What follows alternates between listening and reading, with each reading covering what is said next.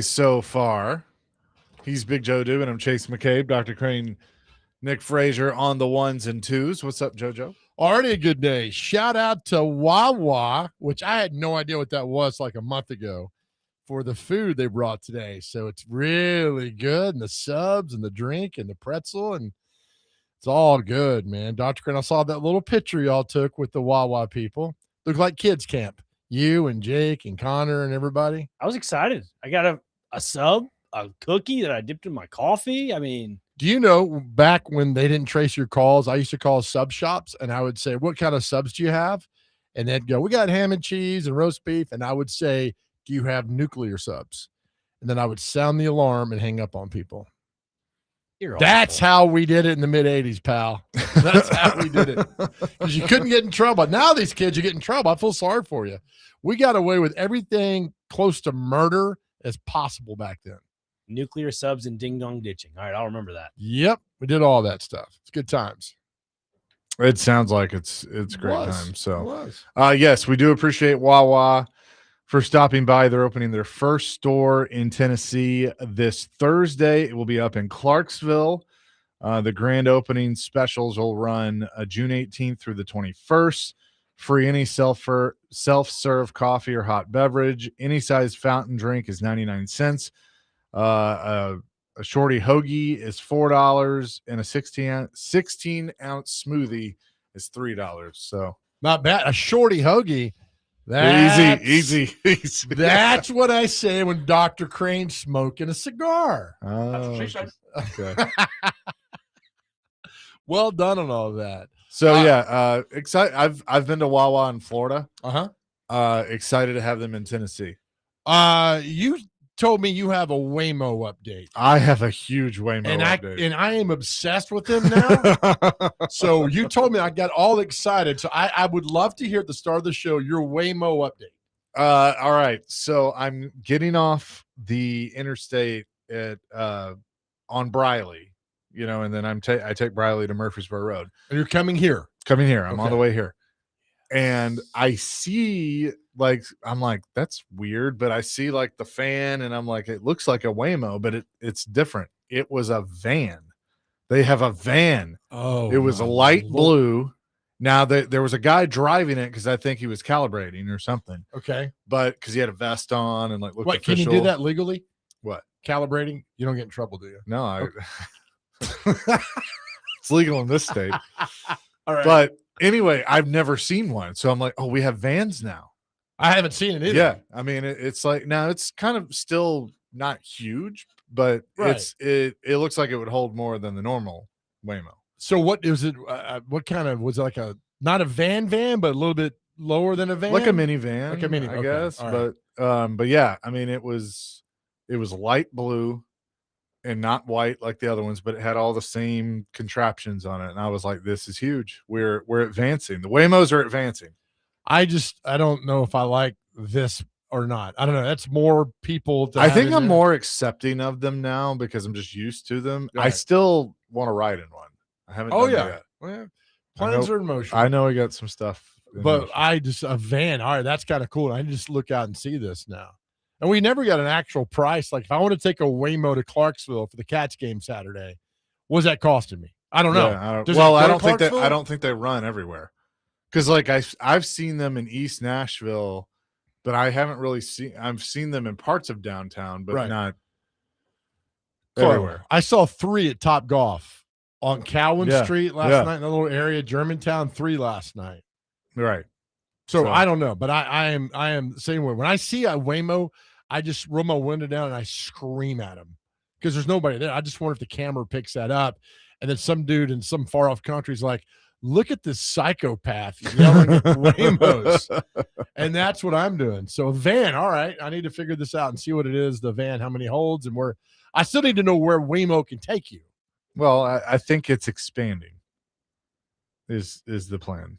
So heard that before. Yeah, well, I'm just telling you what I think I know. I got a question for you. Okay. And Dr. Crane. Is this our question of the day? It is not. Okay. So the other night, all the coaches and I, we all went out to dinner, okay? Downtown at a honky tonk. Food was really good.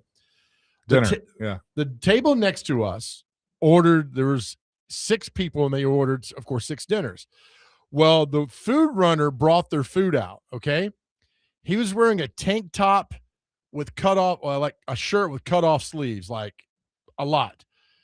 And he had the food up his arm, right? You know what I'm saying? They bring the food out in the plates like 3 or 4 an arm at a time. The people at the table sent the food back.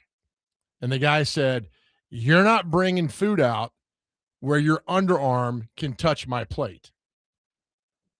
That's okay. That's a good point. I see both sides. I think, yeah. I just don't think a food runner should be bringing your food out with a tank top, wearing a tank top. A male.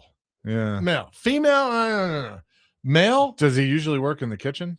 I don't know. But if you bring food to me and you're wearing a tank top, I ain't taking it. Yeah. No, I think that's a fair, right? A fair gripe. They were like and the manager of this restaurant was like, "I understand." Nobody was mad. There's like, "I'm not eating the food that the waiter brought out wearing a tank sweaty top." And all the way up like 4 plates. You could balance 4 in one arm, bringing that out. And I was like, "No." Yeah, you got to cover the pits. Yeah. And I I'm curious. And I was like, "Hey," I said, "what happened?" He's like, "No, you're not bringing my food out when it's hot and you are not wearing a shirt." And it was not a tank. It was like a cut off shirt. Like one that I'm shocked they let him wear that. Same. And I'll write down, I'll tell you off air what it was, what place it was. Well, but the food was great. Food was fantastic. Guys, like, I'm not eating that. I kind of feel like that might be the health department getting involved. Well, it's not an OSHA violation unless they were not wearing gloves. So if you don't have sleeves on your arms, you have to have gloves on. He was not wearing gloves. Okay. But nobody was mad, which was, I mean, he was like, "Dang it, back." He's like, "Hey man, I'm just not eating that. You're bringing it out. It's hot, and the 2 plates really close to your arm." And I was like, I get it. I was like, I understand it. And then, they brought the food back out and there's a guy actually wearing a shirt and then gloves. So it was a different guy. Different guy came out with the net. And what happened? They probably took the food back, set it down, and then some guy came on with a shirt, picked it up. Which, whatever. He said it was all brand new, but I get it. I'm not getting my food that way. I'm not doing it. Right. If I went and saw you, Nick, and you make your great pizzas and you're wearing a tank top and you're slaving over the grill, I'm like, "Hey man, I'll pass. I'm not doing that today." And you don't do that, which is smart. You saw me with gloves on, a nice shirt that went down to my elbows. Very clean. Thank you. Yes. So I'm not doing that. I was just curious where people stood on this. If you're going to send your food, because it takes a lot for me to send my food back. I mean, I will do everything I can not to cause any kind of problem, but in that case, I would have sent my food back at all. Yeah, I don't blame. Look, I don't blame them at over all. There. Well, I'm about to pass some news along, so I was reading the news. So that's it. That's where we start. That's off my chest. I feel better. Okay, well, I'm glad. The Titans have made a couple additions to the roster. They've signed defensive end Jalen Holmes and center Andre James. Holmes played at Ohio State, was a 4th-round pick in 2018 by the Vikings, and he's bounced around between Minnesota, the Saints, Giants, Bears, Jets, and most recently with the Commanders. He's 6'5", 283 pounds, 65 career games, 104 tackles, 13 for loss, and 4 sacks. James played at UCLA, was an undrafted free agent by the Raiders in 2019, where he played until 2024. Last season, he was with the Chargers. He's 6'4", 300 pounds. He's a center, 106 career games, 61 starts, played all 17 games with 1 start in 2025. What are their names again? They are Jalen Holmes, who's the defensive end, and center Andre James. Sounds like 2 new additions to the Temptations. Maybe, but it sounds like that center guy. They're bringing in. I mean, that's competition, I think. Yeah, that sounds like a guy started 61 games. Yeah, he only started 1 last year, but I mean, he's got starts in his career. I think that's one to pay attention to. It's a little competition. I get. I mean, I think that means there's unsatisfied with the center. Like, yeah. Bring as many guys as you can to figure out what you want to do. But again, I mean, that's how often do they sign guys like that in June and they're gone by August? Yeah. So my hopes are not up on any of these, simple fact, why are you still out there in mid-June? I don't know, but very, very rarely do these guys make the team. Yeah. Well, yeah, but I mean, I think they're bringing in competition. It's fine. Maybe one guy will break through, and that's fine. Yeah. So we'll see. And you could have that. They have minicamp going on today and tomorrow. I think Bobby's already talked this morning, didn't he, Nick? Yes, sir, he did. I think he talked this morning, which is weird, talking before camp, before practice. Yeah. I always find that odd.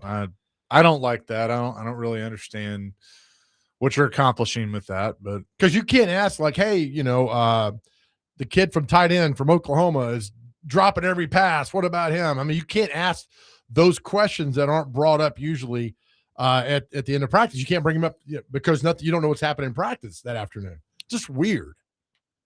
Yeah. So we got that to get into. The Brendan Sorsby stuff has taken a turn, which is interesting. I mean, there are a lot of great examples of guys taken in the supplemental draft. So we'll talk about that. But what is our question of the day? So here's our question of the day. 615-737-1025. When you have a breakup, girls usually do something like they'll dye their hair. If you have a relationship breakup, or they'll cut their hair.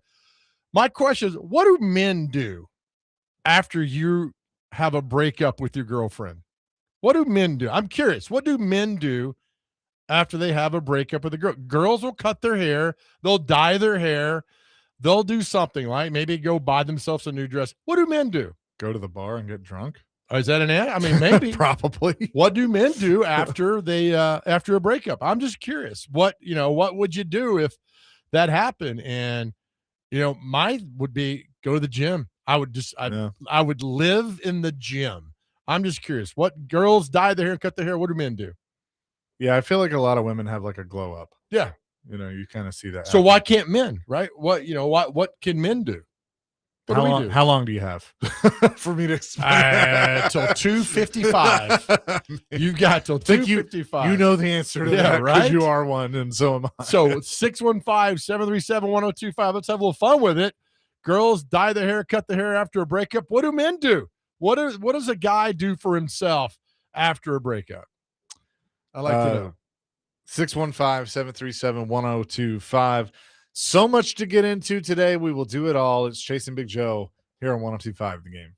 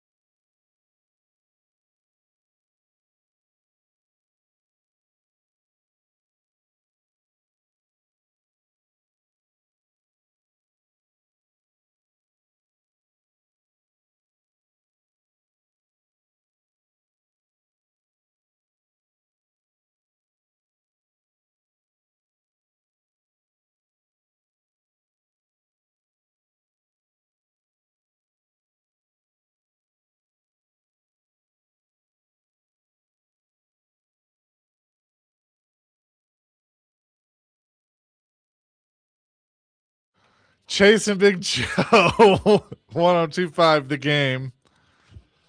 Here on this Tuesday. I mean, he is the best. I can't read half our answers on the air to our question of the day. I'm reading one right now. So great. Well, our buddy Greg Pogue has texted. I can't read his. Oh my gosh.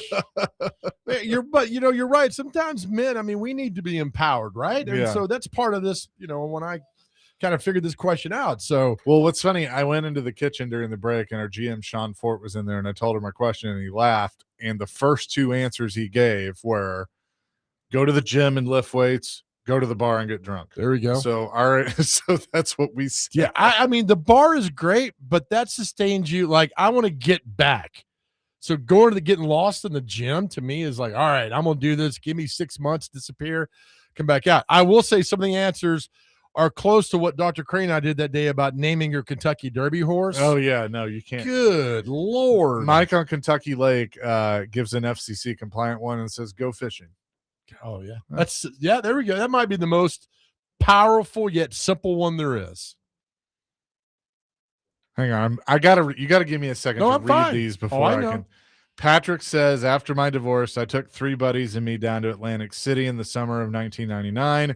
We had the best time. 2 years later, my buddy got divorced. We went to Atlantic City again, same hotel, same great time. I feel like men, we go where there are casinos and cheap drinks. I would say that's fair. Right? We need Atlantic City around here. Nevada Josh, I don't think this question can be answered on radio. Nevada Josh, you can do it, buddy. Yeah. He says that men start sliding into DM, Snapchat, Tinder, date a farmer, et cetera, or cry and move back in with mom. 0178, enjoy the peace and quiet. Oh, yes. 2104. Again, the first answer is hilarious, but I'm not going to read it. Also says, break out the little black book and breathe. There we go. Do you buy anything? I mean, what do you treat yourself to? I bet a lot of like I'll say a lot of men your age, if they go through a divorce, will go buy like a fast car. Okay. I'm right. Yeah. I mean, I've seen it. Yeah. Most men I know, probably the overwhelming one, buy new golf clubs. But like you see a lot of Corvettes or Camaros or Mustangs or something like that. Yeah. Your age. How dare you? So I don't know what else? How you're 39 next week. Pal. I am 39 next week. Knocking on the door. 9867, get an earring. Yeah. Did you ever think about an earring? Of course. We all did. Yeah. Yeah. Especially back in the late 80s. Had one? No. You could do the fake ones where the magnetize on the back and put it in. And let me guess, the Boz. That was a big part of it. That's exactly right. Bad dude. I know. Your age. Bad dude. That's right. Rob says, my name is Rob. I hit the gym. Worked a lot of overtime. Okay. I don't know. I don't know what any of that means. What? I mean, go to the gym I hope he's saying he goes to the gym and works a lot and improves himself, which is fine.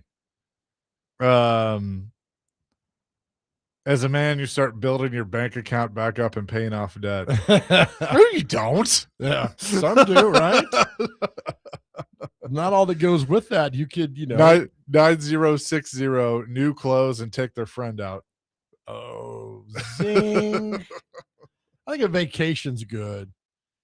Oh, this should be good. Of course he calls in for this one. Hi, Clay. I can't wait for this.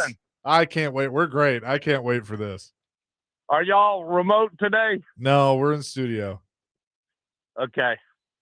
So Dr. Crane tells me the question of the day is, what does a man do after he breaks up with his girlfriend? Is that correct?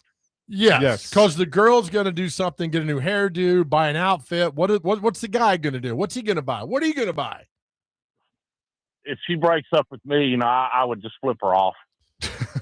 Like when Melanie Balkan broke up with you, what did you go do?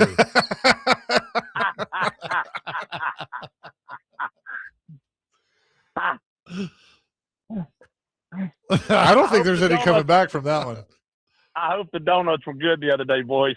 Oh, they were fantastic. They were good. Thank you so much. Thank you, Clay. Yes, sir. Y'all have a good day, okay? You too. I mean, if he ever wanted to poison us and us die, that's the way. Because those donuts were gone in 10 minutes. Well, you ate 8 of them. And I mean, if he's trying to poison us, it's you that's going first. We'll be okay. It's like Clay would poison 2 of the donuts and Joe would take 2 of the 8, and you're just over here eating normal donuts. Right? I mean, damn. Now he knows. Oh man.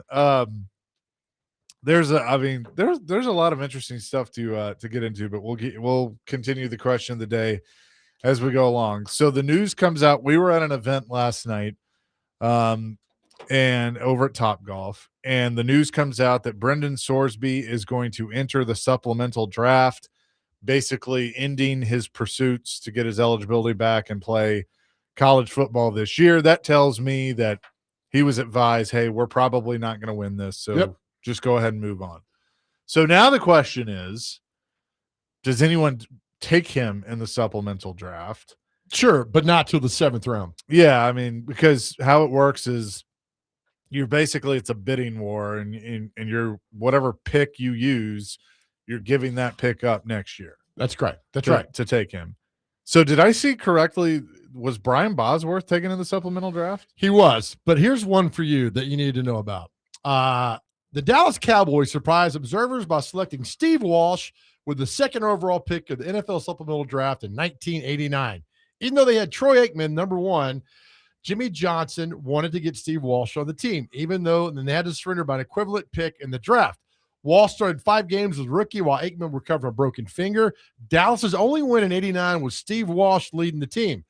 Jimmy Johnson wanted Steve Walsh to be the starter, but Walsh could not move out of Aikman's shadow as a 2nd-round supplemental pick. So the Cowboys traded Steve Walsh for the 1990 season to New Orleans, where they got their 1st, 2nd, and 3rd round draft picks from the Saints. They used that to draft Eric Williams, and the rest is history. So there is, besides the 1st round, guys get taken in the 2nd round, and on and on. That's one that comes to mind right there. Bosworth went in 87 because he had 1 more year left of eligibility at Oklahoma. Same situation. Realized he probably wasn't going to play, be on probation by the NCAA because of the steroid scandal. Went to the draft. Bernie Kosar. So did Jimmy coach him at Miami? Steve Walsh? Yeah. Yes, he did. Loved Steve Walsh. Wanted Steve Walsh to be the quarterback over Aikman in 89. Yeah. But Aikman got hurt. Aikman was so good. Right. And rallied the team. And so they figured, all right, we'll trade Steve Walsh, and then got a king's ransom back for that, and then figured more things out and go. So, a 2nd-round pick would not be anything. Remember the 1st-round pick in 90, they used to take Emmitt Smith. Yep. So if you take a 7th-round flyer, and somebody would say is like the Titans should take try him out. No, the Titans should not. Because what does that do to Cam Ward if you bring Brendan Sorsby in? And you still have Levis on the roster. Yeah. No. Hey, Cam, we're behind you. But hey, meet Brendan Sorsby. Here you go. Well done. She should not come here. All that talk is nonsense. It should stop. Well, if you are any of these teams, because look, we can name teams that could probably use a quarterback, and it would be smart to take him. Pittsburgh, Minnesota come to mind, Arizona. But how concerned are you if you're an NFL team about this whole situation? A lot. Yeah. A lot. I mean, are you going to, I don't know all the rules. Like if you can meet with him before the supplemental draft and be like, so what's the deal here? Right. Are we going to have to worry about you, getting in trouble with betting and not being eligible? Man, I'm good.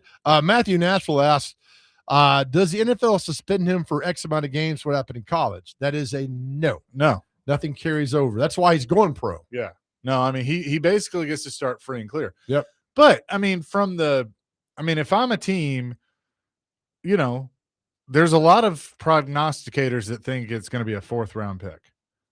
And, if I can get him for a 5th, 6th, 7th, then heck yeah. You do that and not the Titans, but right. I think Pittsburgh is one to watch. It's fifth or down the line because you can get a good guy in the fourth. But he can, so my question is, if he doesn't get taken in the supplemental draft, can he sign as a free agent? That's good. Or does he have to wait till next year? I have no idea. No idea. Maybe wait till next year. I don't know. That's a great question. I have no idea what would happen if that on that case.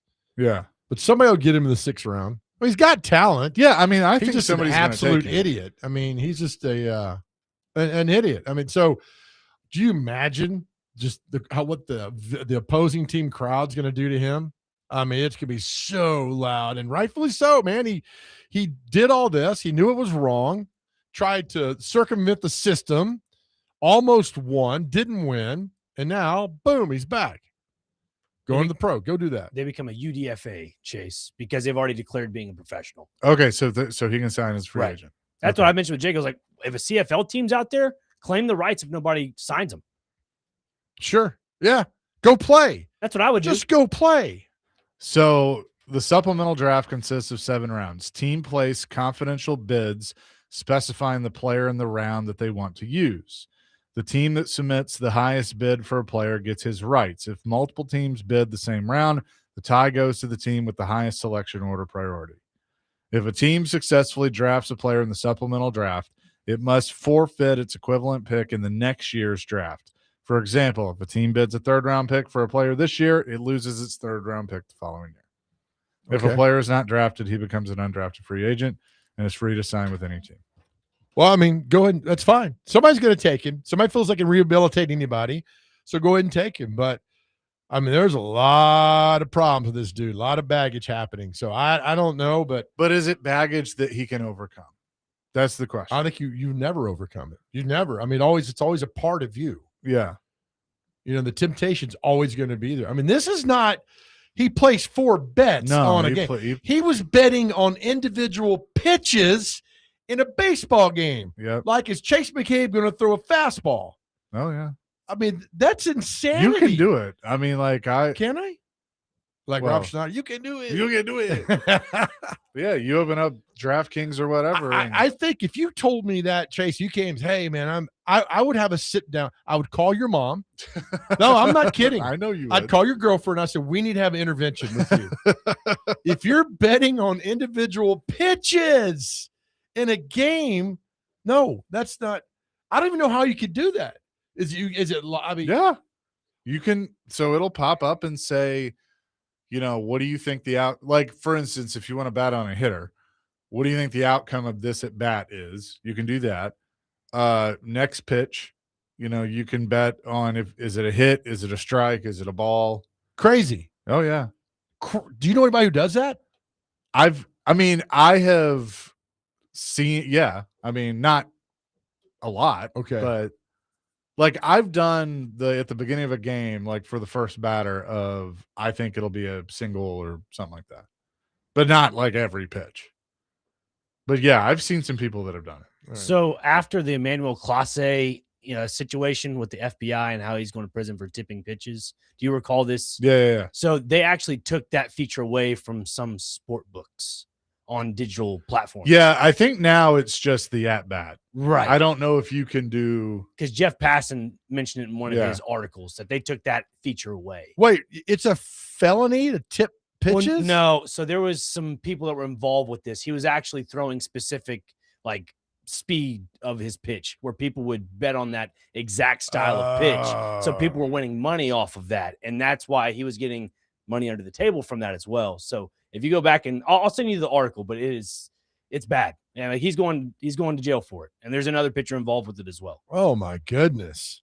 It's always so, what's the word I'm looking for? Because like if you're singing the national anthem, I think they took that down, like over under 215. Well, hey man, I'm going to sing 230. I'm going to have Nick place his bet for me. We're making a lot of money. There's just all these ways to get around everything. It's not good, man. It's not good at all. No, I mean, and the problem is you have some people that do have self-control. They can have fun with it. And then you have some that don't. And the problem is, are we doing enough to help the people that don't? So what's that one person's like, all right, I lost 100. I'm going to bet 200, get my 100 back. Right. Oh, I lost 200. Chase it. Yeah, so I didn't get 500, and then you just go on and on and on. And so I don't know. I hope he gets help. He's a hell of a talent, and there's not a lot of great quarterbacks in this world. But who knows? Right, but as Matthew on our text line pointed out, he probably only went to rehab because he got caught. Yes. It's like, hey, I got to save face now. That's exactly. And I hate it, but Matthew's correct on that. Yeah. 615-737-1025. I'll be interested to see because the supplemental draft probably be next month. I'd be interested to see if anyone will take a flyer on Brendan Sorsby. We'll have more coming up next. Tim Hasselbeck at the top of the hour, chasing Big Joe, 105 The Game.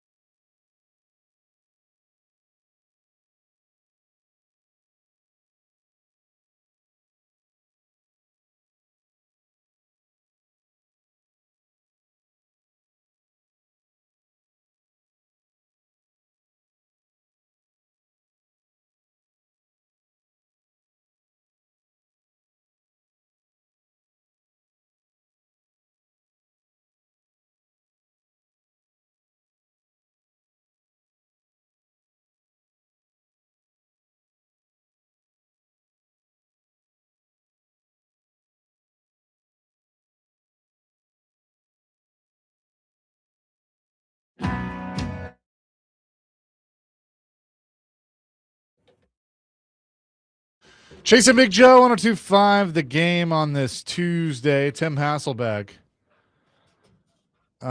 will join us at 1 o'clock. Here's a great question that Dustin Hopkinsville will say. I'm telling you now, this team will select Sorsby. If you take one team that would take him, who would it be? The Browns. Yeah, I've seen all the jokes. Like there was a great one on Twitter that was a Family Guy, and it's Lois like looking at a thing of pills, but it's she's wearing a Browns helmet and Sorsby's written on it, and like she's looking at it like I gotta have it. Like, oh yeah, I mean I wouldn't be shocked. Oh, no doubt, because that's just an awful franchise. I don't know what they're doing. Maybe one day they'll figure it out, but I don't know. But it'll be interesting to see. I know the coaches spoke today. We'll hear from some players as they have a couple of days of mini camp over at the Titans. Again, kind of the last thing of the offseason before training camp in about 6 weeks. Yeah, and what did Fisher tell us the other day? This is the worst time of the year for coaches. Oh, I've heard him talk about it. Floyd used to talk about it Floyd hated this time of year because he had a phone, by his bed that was the bat phone essentially. And he said, if I ever looked down and it said Steve Burke on it, I knew it wasn't good. Right. But hopefully, these guys, they're getting paid so much now. It's much different than it used to be. And maybe they know. I mean, there's a lot at stake, and a lot of the bonehead stuff's still going to happen, but not as much as it did before. Still happens. I mean, guys are idiots, so it still happens, not as much. But take the time off, and come back, and then you go right to work, and it's here. It's basically here already. So Tehran asked this question to Robert Saleh about Cam Ward's ability to handle criticism. And Saleh said, quote, he can take any criticism you throw at him. He moves on to the next play very quickly. He has no ego to him. A lot of times he recognizes the mistake before you even get to it. But if you have a coaching point, he's very receptive to it. All right. What is Saleh supposed to say? It's a fair question. Yeah, TD, for sure. But, I agree with you. You're never going to get the complete. So if you ask him about Will Levis, you think he's going to be like, well, I don't know. He's kind of a hole about it. Yeah, right. Hey, Will's making progress. He's doing everything we ask of him. I mean, Will's been great. He's been a great teammate. That's it, right? Then you should go out there and name some guy like. What about Grayson Frazier? How's he doing? Saul's like, well, he's, when they prank Gronk on Fox on that weekend, the fake tight end, and Gronk's like, yeah, it's a great tight end. Doesn't play a lot, but he's a great tight end. That's what you do to Saleh, and that way he has no. Well, there's 1,000 guys out there, man. When was the last time? The thing about the Titans is if this all works out, I think people aren't going to look that Robert Saleh was the home run hire. They're going to look that Brian Daboll was the home run hire because it's the quarterback and all of that. When was the last time? I kind of do. I think more people are excited about the offensive coordinator than they are the head coach. I don't know who you're talking to. It's all Saleh, and Saleh hires Daboll and brought him in here. I just don't. It's all 1-2 punch. The goal is for Brian Daboll not to be here in 27. That's the goal. Because then they're good. Because I don't think it's going to be awful at all. I think Brian was a good coach. I think if they go 1-16 and Cam's terrible, maybe. I think that's happening. I think 7 wins is realistic. God, that's so terrible. 7-10, and I get it after how bad they've been the last 3 seasons. But the whole goal is for Brian Daboll not to be here in 27. Then that's a good thing going forward. But we'll have to see, man. All these questions at camp about Cam. Does he look terrible? Is it just a camp? Is it? He learned new offense. Here's my thing, right?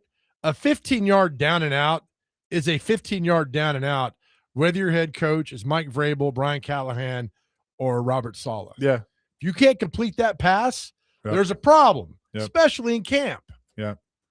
I'm not going to let what's happened in OTAs and minicamp bother me. Now, if I see that consistently in training camp and the preseason games, okay, then I'm going to be able to. Well, then they'll be like, we told you during OTAs. What are they supposed to do right now? Cut Cam? Yeah, right. Yeah, exactly. Just go and say, look, man, do better or else. I'm not riding this train to 2-15. And I, for people that are like, well, that's why they're hanging on to Levis. Well, Fine. TD said yesterday, we've seen the Will Levis experience where he'll have one drive where he will make a throw that nobody could make, that you just go, Sure. holy crap, that is beautiful. And then the very next play, he throws it right to the DB. Right. Yeah. Right. Because he's trying to force it in there. Yeah. And that's a coaching thing. I until I sit in the game, then I'll worry. But I'll worry. The thing, to my point, the thing on this season is they have to win week 1. They got to beat the Jets. Absolutely. That is a must-win game. Most important game in franchise history. If they beat the Jets, then you're feeling good. When was the last time they won an opener? 20? Did we go back to 20? Yeah, something like that. Was that Denver? Yes. The Monday night game? Yeah, I think that's right. 20. I'll go back and look. But it was 20. You beat the Jets. You start off 1-0. I think you have a chance to go 2-0 because, Philly on paper is better than you, but I'm not giving that to them by any means. I will make a statement to you right now. That second game, Philly, that'll be the largest visiting team crowd you've ever seen at Nissan Stadium. Probably. Because Philly fans are going to travel for that game. Probably. But they have an opportunity with their first 3 games to really set the tone for their season. They ain't beating the Giants. I don't think so, but it's it's there. Yeah, it's on the schedule. Yeah, it's not a they have no chance by any means. But if you're 2-1 after 3 games, you'll take that. Then you go to Baltimore and then Houston. Then it gets harder. Then you got Cleveland. Who knows what Cincinnati is? And then, by the bye, where's the Cincinnati game? Here or there? There. Okay. I actually may try and go to that one. Then you get to week 9, the bye, and you can kind of see where you're at. The bye's at a nice spot right there. I don't like buys when they come in week 5 or week 13. But if you're middle, mushy middle, 7, 8, 9, 10. If you're 4-4 at the bye, like don't you sign up for that all day long? Oh yeah. Because you've exceeded your win totals over the last 2 seasons. Yeah, that's true. Also, is it Callahan on the Giant staff? Yeah.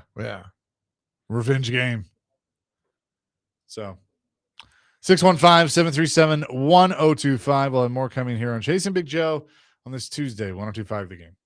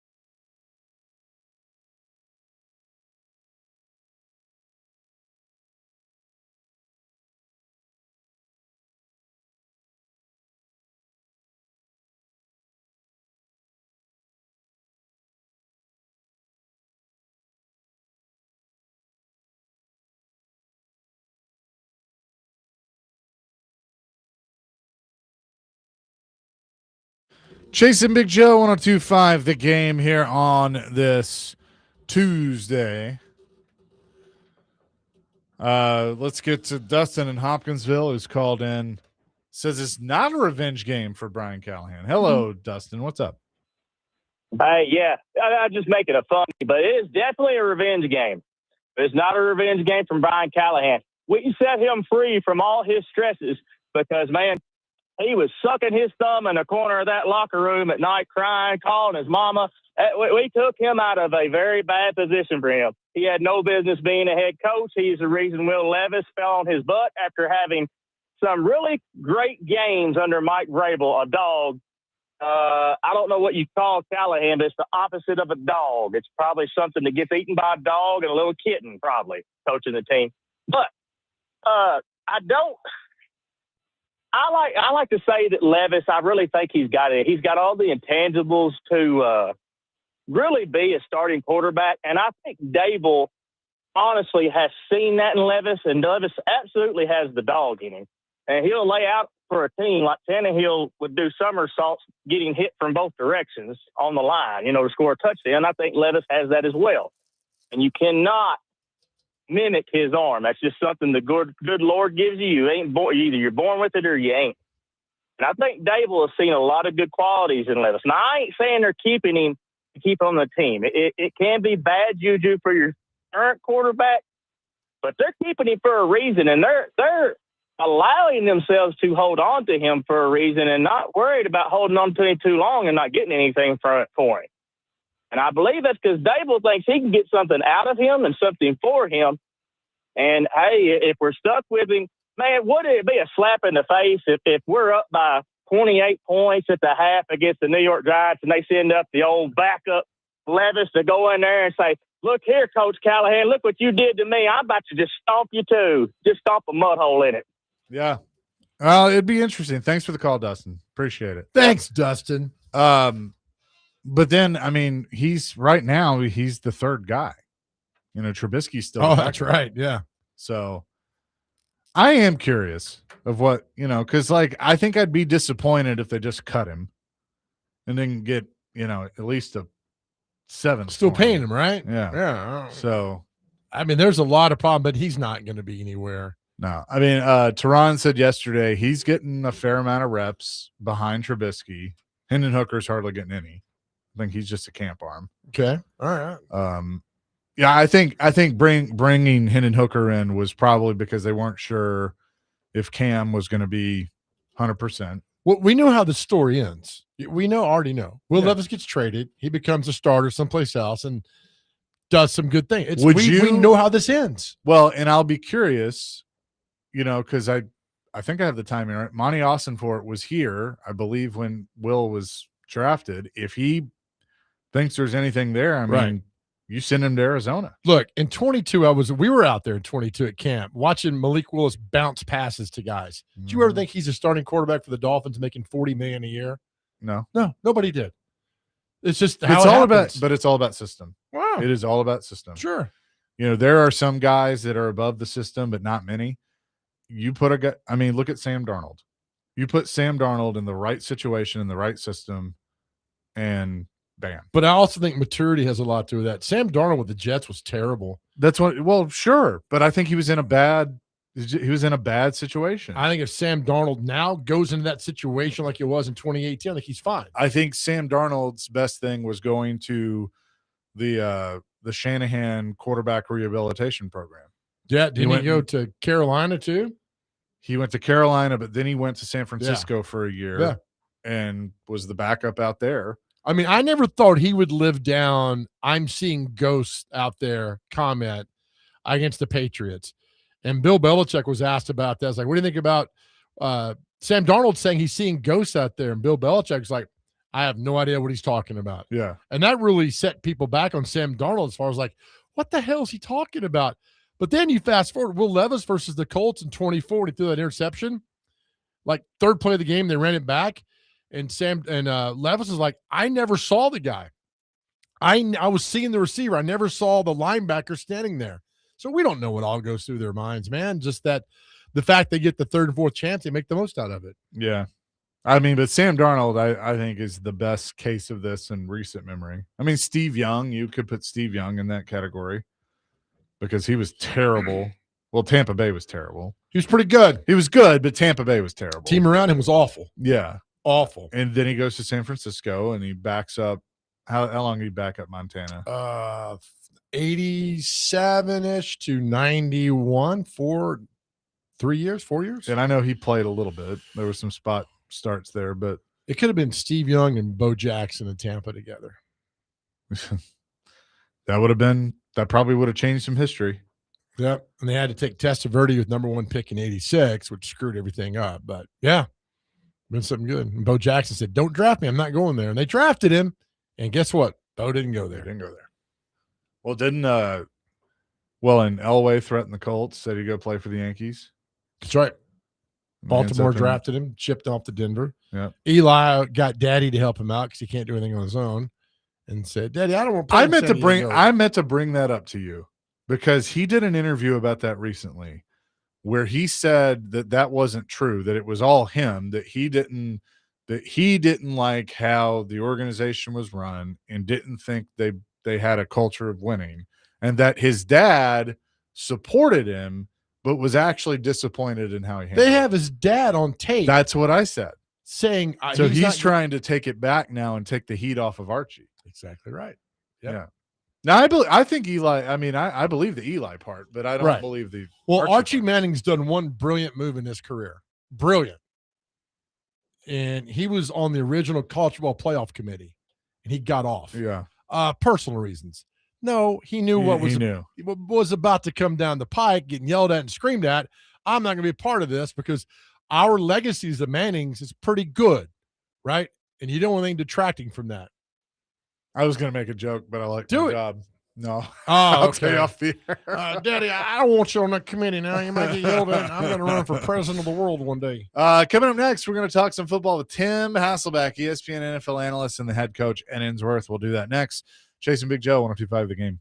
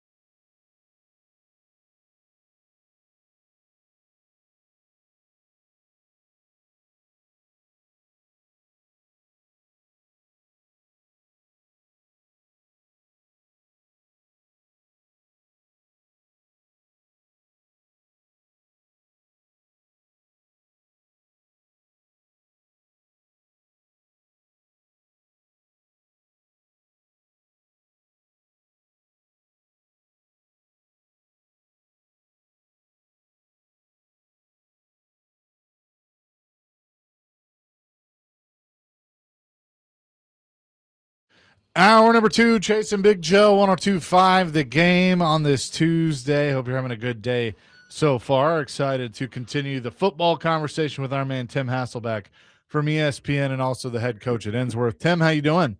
Doing great. How you guys doing? We're doing fantastic. Before we get into the supplemental draft and how all that works, when you look at Brendan Sorsby as a NFL prospect, what do you see? Yeah, I think physically he would stack up really well with guys that have ended up as first-round draft picks, especially in recent years.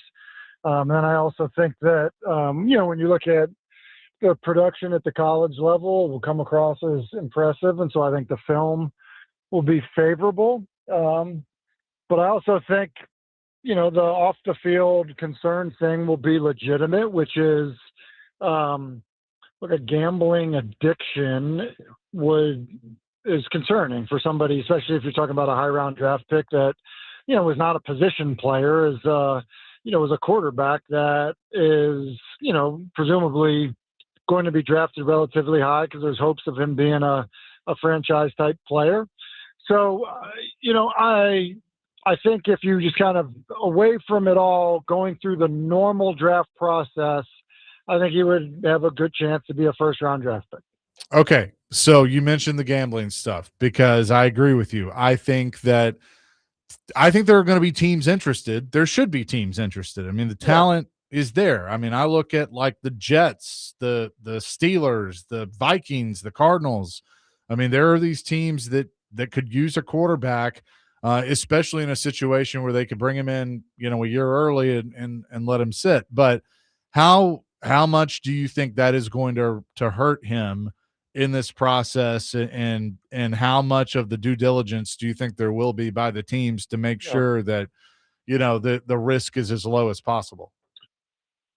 I think it's going to be significant, and not just because of the concern about a gambling addiction, but also because it's a truncated evaluation process now.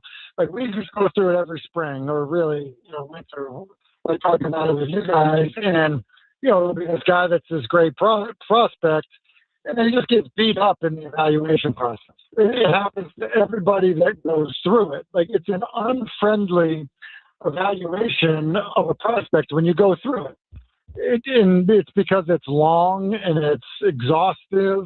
And so when you now shorten it, I think what's going to happen for many teams is they're going to be like, we can't go through our normal protocols of how we evaluate a guy. We're not going to be able to spend the same amount of time. We're not going to be able to uncover as much information, talk to as many people as we want to about who is he really? What kind of guy is he? What's he like in the room? What kind of teammate is he? All of those different things. And we're also not going to get him in April with the season that starts in September.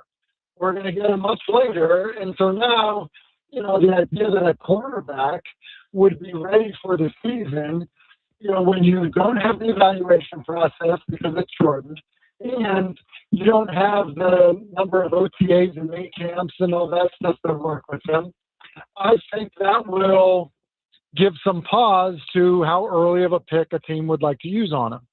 Okay, so what team stands out that you think could be a good fit? Yeah, well, I mean, you named a couple of them. Like, if you're the Cardinals, I don't know how you're not interested.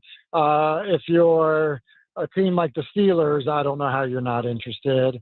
Look, I think the Browns are a team that, even though it would mean they would probably be cutting a third-round draft pick by doing it, the Browns are a team that I think, would be involved in it. The Jets certainly are. So, there's not a shortage of teams to think that, they would be interested. And I think there are even some other teams that, as I mentioned, those teams, I think it's like, okay, like the pick could be substantially higher if you were talking about those teams. Well, what about a team like the Carolina Panthers? Like if you're the Carolina Panthers and you go like, supplemental draft, 6th round pick for him. Like we have our starter this year. Like I don't hate that idea for a team like the Carolina Panthers. So because I think that while they may or may not have the quarterback of the future, they, it's clear that there's maybe a limit to him physically. And, you may have contract situations coming up with him in the future that, you might want to, kind of, protect yourself against. And so I think there'll be a number of teams that even with the off the field stuff, the gambling addiction stuff, that are willing to use a pick, now depending on the round, willing to use a pick on him. So look, I don't think it'll be as high as a third round draft pick. I've heard some people say they think it could be a third round pick. To me, rounds 4 through 7 would make sense for a lot of teams. Yeah, we absolutely agree. 5th, 6th, fine right there. That's what you're giving up. Tim Hasselbeck is with us. Tim, the concern we hear from Titans camp is on Cam Ward. It's wherever you read, like he's had the worst day of any quarterback that's ever lived. And other days it's like, he's okay. How much of a concern is it now in June that he's not looking crisp and sharp, or is it not a concern at all? Yeah, I don't think it's a big deal this time of year. Brand new offense, new receivers, and you don't always know what exactly is being worked on and if everyone's doing the right thing. Like that's the reality of it. And so, without knowing, hey, everybody ran a perfectly detailed route and the quarterback's just been bad. Other than just knowing that from the coaches, I think it's way too early to have some type of feeling on whether or not, Cam Ward's going to struggle in this new offense that he's in. Well, I told Chase earlier, look, a 10-yard down and out, whether it's Mike Vrabel, Brian Callahan, or Robert Saleh, doesn't matter. If you can't complete a 10-yard down and out, then there's a problem, right? If you keep repeatedly screwing that pass up, right?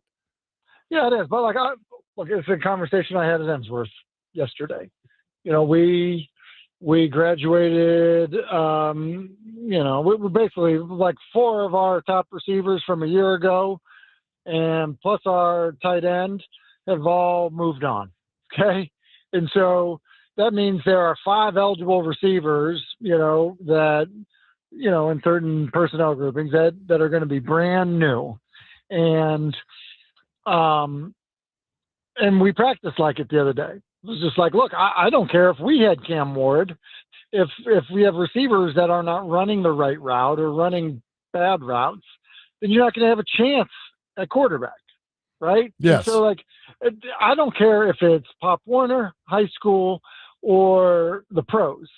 That's the reality of it. And so that's why I'm saying this time of year, putting in a new offense with new players, and if the quarterback is struggling, I would need to know, everyone else has got it dialed in. It's just the quarterback struggling. Because typically what happens when something's new, a coach hasn't coached every detail of it yet. So a guy's split might be off, or his route depth might be off, or his adjustment versus its coverage might be off because you just haven't had time on task to coach it. Mm-hmm. And then you have new people. It's like, well, did he do it the right way? He's new.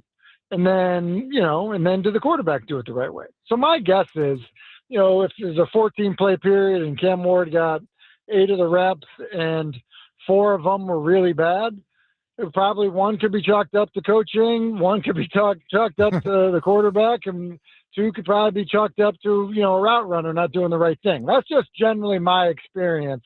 It's never, hey, everyone else has got things dialed in, and it's just this one guy is ruining it all. Noted on that. By the way, I was with Derek Day this weekend. He said to tell you hi. Oh, okay. That's good. He said to tell you hi. He loves coming to see you. And with that, I have a question off of that. Yeah. We were talking earlier about Robert Saleh. They asked about Cam Ward. He's like, hey, Cam's doing great. He's going through this progression, blah, blah, blah, blah. And it's probably not – Robert Saleh's not going to get up there and say, look, Cam Ward's terrible today. It's bad, blah, blah, blah. How honest are you? Not at the same level when guys come to scout your guys. How honest do you have to be, Tim? And I don't mean to put you on the spot, but how honest you need to be with the recruiter. The way he's not coming back 2 years saying, hey, this guy you told me about, he can't, he can't do anything right. How honest do you have to be? No, we're honest about our experience. We're honest about our heights and weights and measurements and things like that. And so, and look, we do that because it's the best thing for the kid. You want the kids to, end up at the level that they should end up at. You want the kids to be able to succeed when they get there. And so, look, we're honest. One of the things I think, like at Ensworth, and in my 2 years, I've been, I guess 2.5 years now, we've had 20 kids that wanted to go play college football over the last 2 years. All 20 are playing college football. Nice. And so like there's a place, for guys, and certainly playing at a place like Ensworth, guys will, coaches come and recruit our school, and that's an important part of the process. But like, I also feel good about, the notion that, like, if I think back to, the 2025 class, we had guys that, like, look, I was really honest about in terms of how I felt about him as a player. And some of that is, hey, you guys are missing on this kid. And sure enough, we sent a kid to TSU. His name is Brandon Collins. And I told a lot of people how incredible he was. And people were like, I'm not sure he's not the tallest guy. Well, sure enough, he was a starter as a freshman at TSU coming out of our program. So, listen, it's important to be honest. It's important to, for coaches to do their work. And, and listen, sometimes there's beauty in the eye of the beholder. But, I think, sometimes it's pretty obvious as well. I don't know if you ever saw the documentary with Bill Belichick and Nick Saban, where they talked about when like they would go look at players or talk to players, and they would say, are you an and or a but guy? And I'm like, what? And it meant if they're talking about Tim Hasselbeck, hey, Tim Hasselbeck, and he does this, they're like, we knew that guy's going to be good. But if it's the but, like, hey, Tim Hasselbeck, but always it would. So they were saying always be the and guy, right? Go above and beyond. Yeah.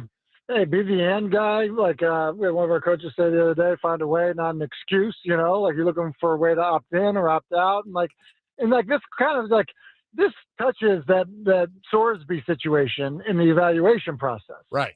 Like those are the things you're trying to figure out. Like, look, you can go to one workout and be like, yep, the guy is really talented and he can throw the football. And you can turn on a tape and be like, he's got pretty good film here.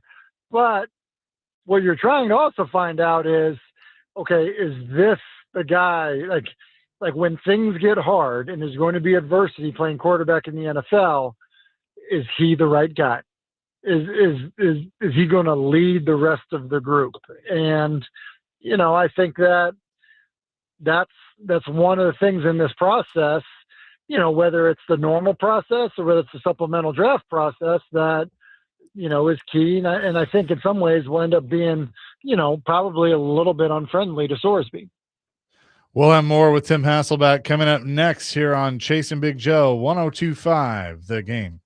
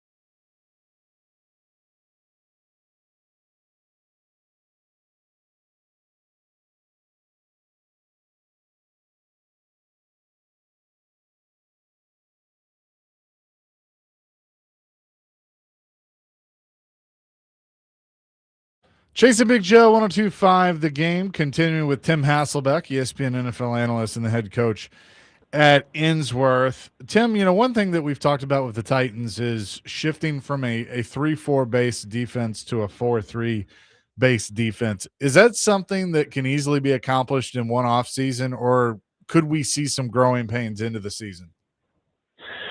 I don't think that there's necessarily going to be growing pains, into the season. I think most teams, have, like multiple fronts, right? And, oftentimes it's your base 4 down, and your 3 down when in your sub packages and 3rd down stuff. And I think ultimately, that's what everybody deals with. And then what happens is, like, you get into a season and then you end up having injuries. You end up maybe doing a better job with certain packages, or feeling like certain packages, end up giving you a better matchup advantage. And, those things happen. And, now all of a sudden, maybe you thought you'd be more of a 4-down team and you end up being more of a 3-down team. So, like, I think it's something that every team kind of manages and deals with. The bigger, part of the, situation is more just like, can you be multiple? Can you do that? Because it just makes you harder to prepare for. So, not to say that there won't be adjustments, but I do think it's something that every team deals with. And I think that, other than massive personnel changeovers, it's something that, I think everyone, usually handles fairly well.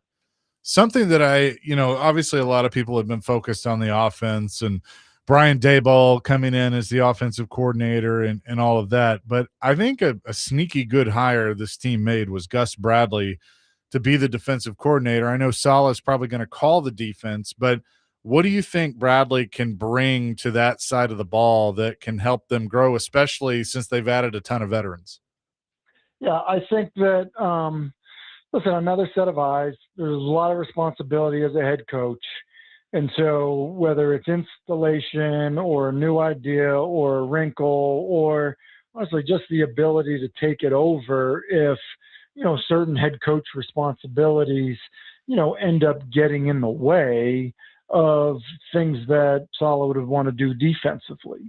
So I think that's why it's always good, especially, like, not that Saleh's the first time head coach, he's certainly not, but the idea that you have other experienced coaches on the staff, whether it's as an offensive defensive play caller, whether it's head coaching experience, because you can't always forecast, what happens. And, in the process of, you kind of running into things during the season, or you maybe feeling like you need to do things differently, it could change. Like, who knows what happens? The offensive line could be struggling, and, if the offensive line is struggling, Saleh might go, you know what, I'm going to spend more time in the offensive line meeting room just to make sure I get that squared away. Well, when that happens, you trust who you're handing it off to. And I think in the case of Gus Bradley, most certainly he would. Tim, a lot of guys understand, and they see, like, guys that your guys and other guys in college see how much the NFL is paying wide receivers these days as opposed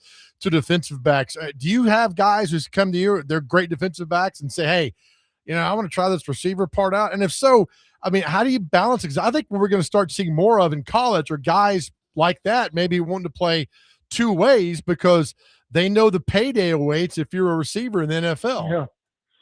Now, look, the way I do it is, listen, these kids are young. There's a lot of development. So everybody on our team, with the exception of, maybe the quarterbacks and the kickers, play on both sides of the football. And that's everybody. And, part of the reason I do it at the high school level is one, you don't know about the kids' development. Two,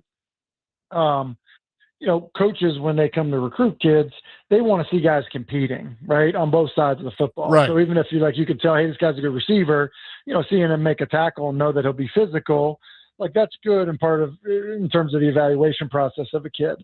Then you think at the college level, the mental demands are a little bit more, it's less rare than obviously in high school where guys could play both ways, but certainly, there's a value for it, and we've seen guys do it at a high level.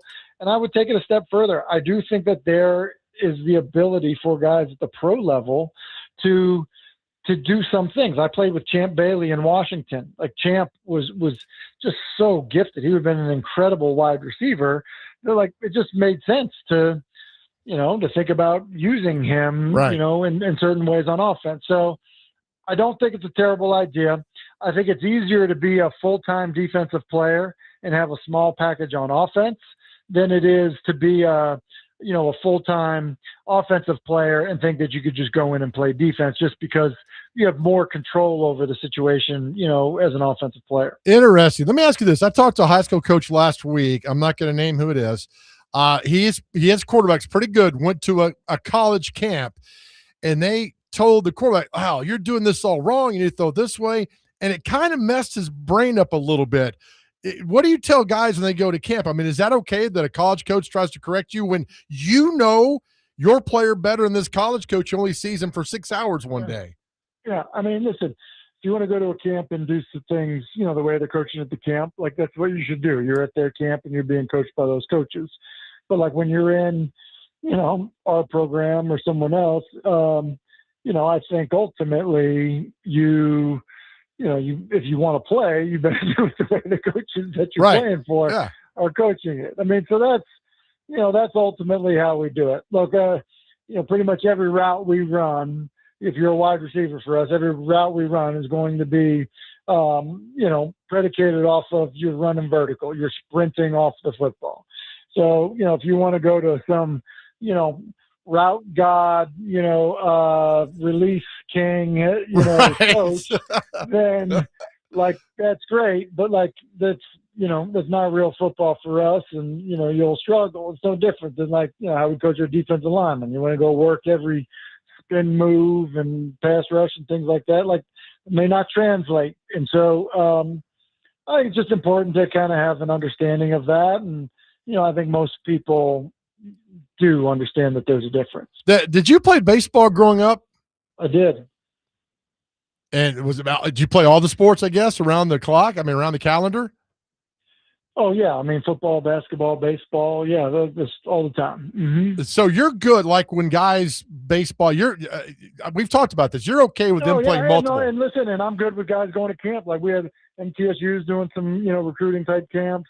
Vandy obviously has them going on, and and other stuff outside of the state. And like, when guys miss for that, like that's all part of the process. We've got guys, playing travel baseball, and we got guys, playing summer golf, like you name it, guys are doing it. And guys playing travel lacrosse, all that stuff. That's part of being a teenager. So I mean this, if you're if you're a parent, your kids are at a program where, the coaches are not, accommodating more multi-sport athletes, then they're robbing your child of their youth.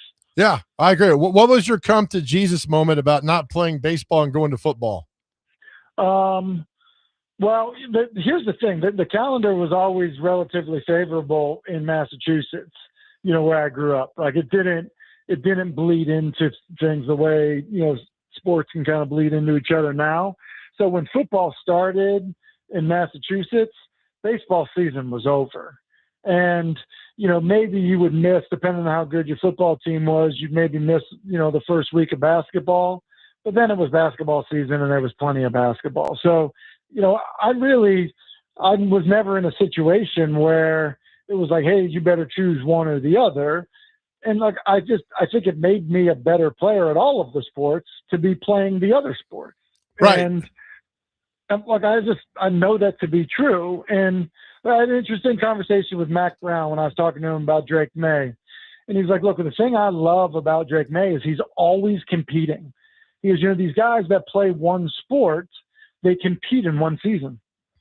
Yeah. And so like for me, the idea that he's flexing the competition muscle all year round, I just love that. And I think that, I think there's a lot of truth to it.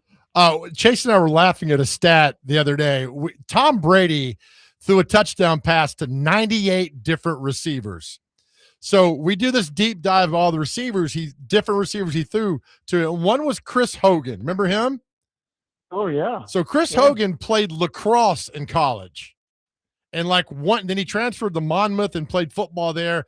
But so I go into deep dive with Chris Hogan about how well as a lacrosse player he was able to run the field, get open, be in shape, and so I'm fascinated by lacrosse players.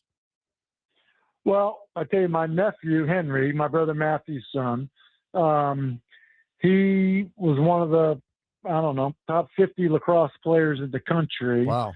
And coming out of high school and was committed to the University of Maryland to play lacrosse, which is, kind of like they're kind of like the marquee program in lacrosse. Well, his football recruiting started to pick up, and their lacrosse coach was like, look, man, if you get a football scholarship offer that you prefer better than playing lacrosse at Maryland, then all you did was prove our recruiting right. Ooh. But we were, recruiting a high-end athlete. And, the truth is, I'm not sure how, it must be my sister-in-law, Sarah's speed. My nephew, was the fastest kid at UCLA. He's been clocked at 23 miles per hour. Wow. Like, he can really run. And so, you look at Chris Hogan. Look, I don't know his height, weight, measurables, and all that stuff, but big, physical, fast receiver, and it makes sense. Interesting to know that. So is your nephew still at UCLA? He's now at App State. And so, I would expect him to play, some at App State, and, I think his athleticism will be evident. Nice. That's Dow Loggins, right? It is. That is Dow. That is Dow. Very good.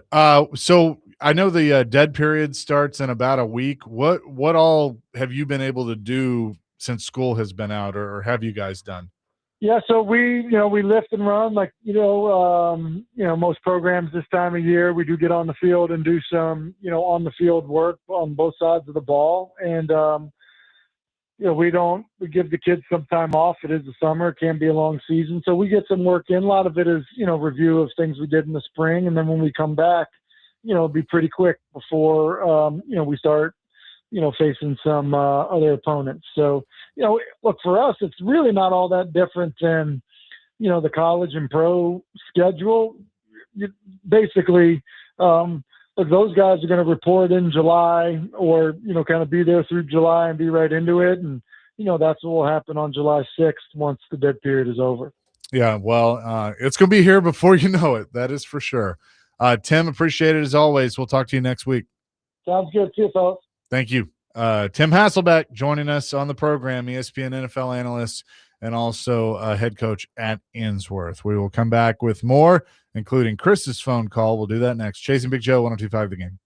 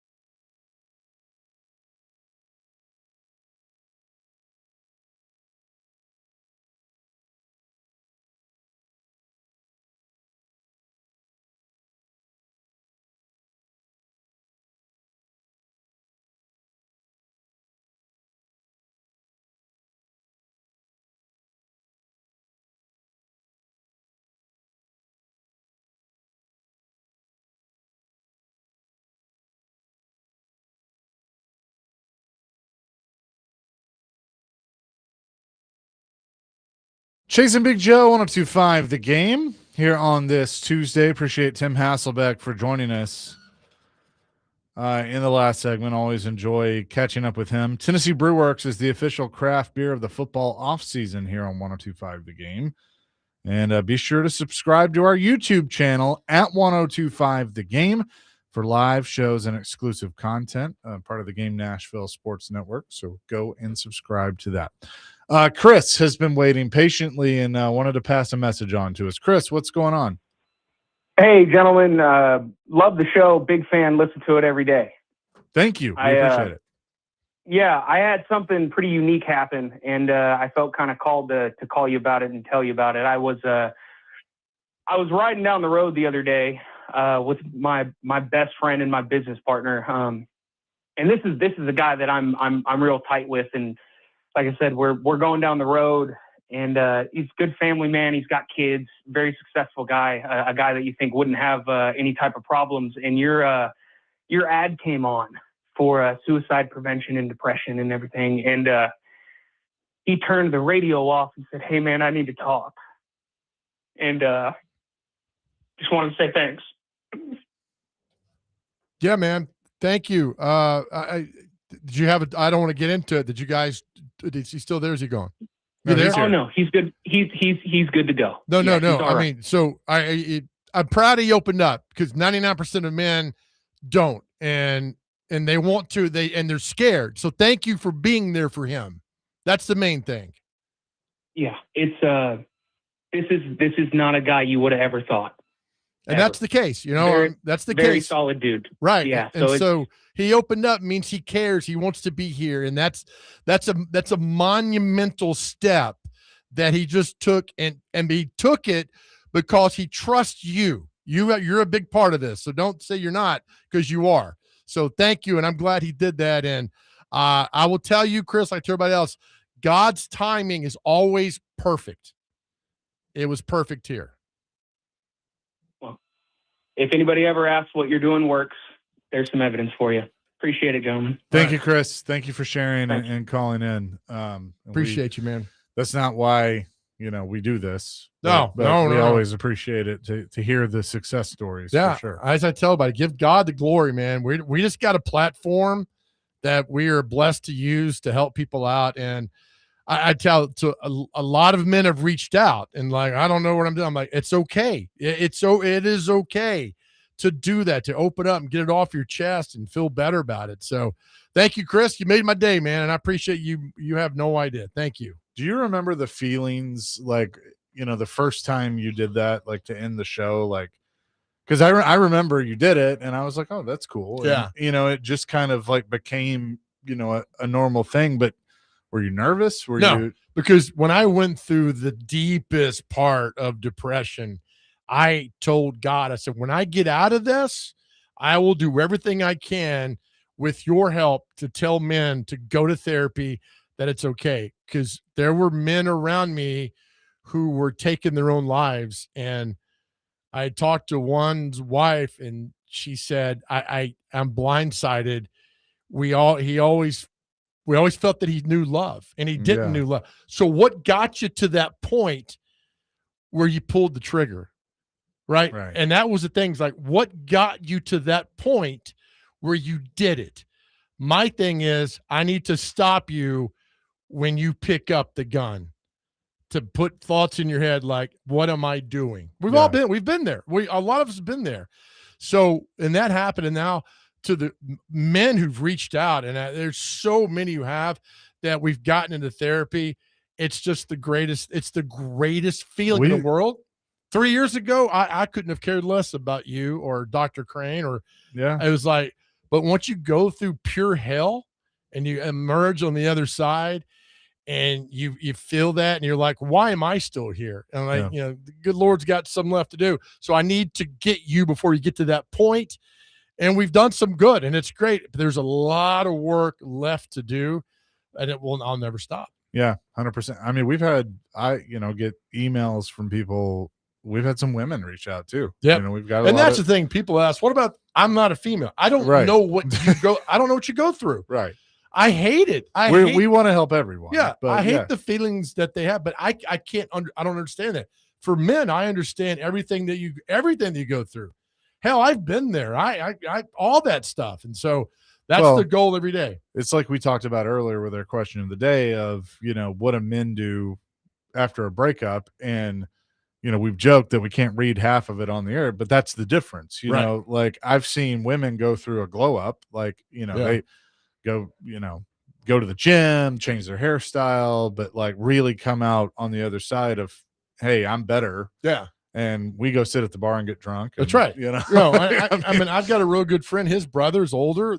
He broke with a girl and he took his life years ago. See, I hate that. Years ago. And so that's the thing is like, it's okay to talk. It's okay to do this. As I've said, I know some big, bad, tough men who are in therapy that you never thought would be going through this. And it's fine.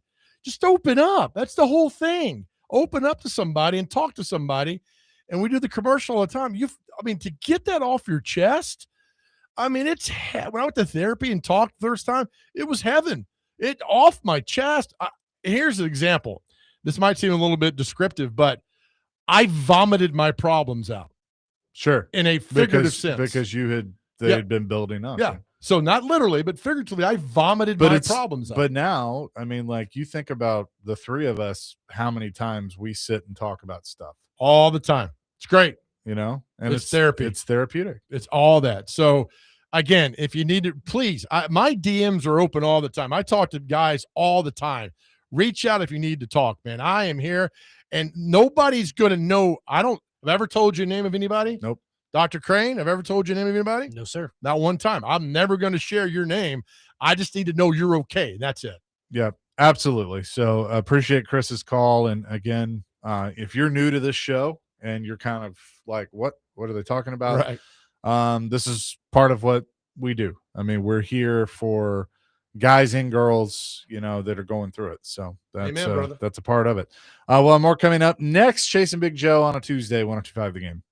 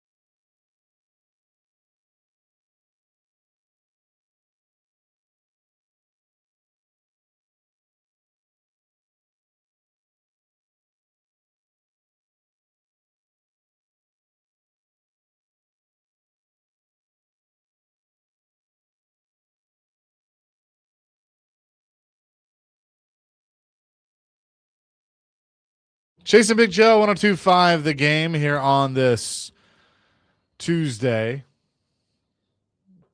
I wanted to. We got a couple texts on this, so a little hockey segment here. John Tortorella is out as the head coach of the Vegas Golden Knights, which was pretty much known, I think, when he took over. He said his contract was through June 30th, and Vegas has basically all along kind of been like he'd finish the season, then they have a plan for next year. My guess is they're going to elevate the AHL coach, the Henderson Silver Knights, to the head coaching position with Vegas. But Torts comes in and gets him to the Stanley Cup final. And who knows? Maybe another team would look at John Tortorella and want to bring him in.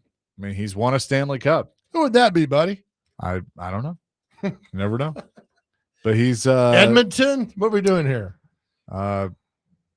Yeah, they could be there.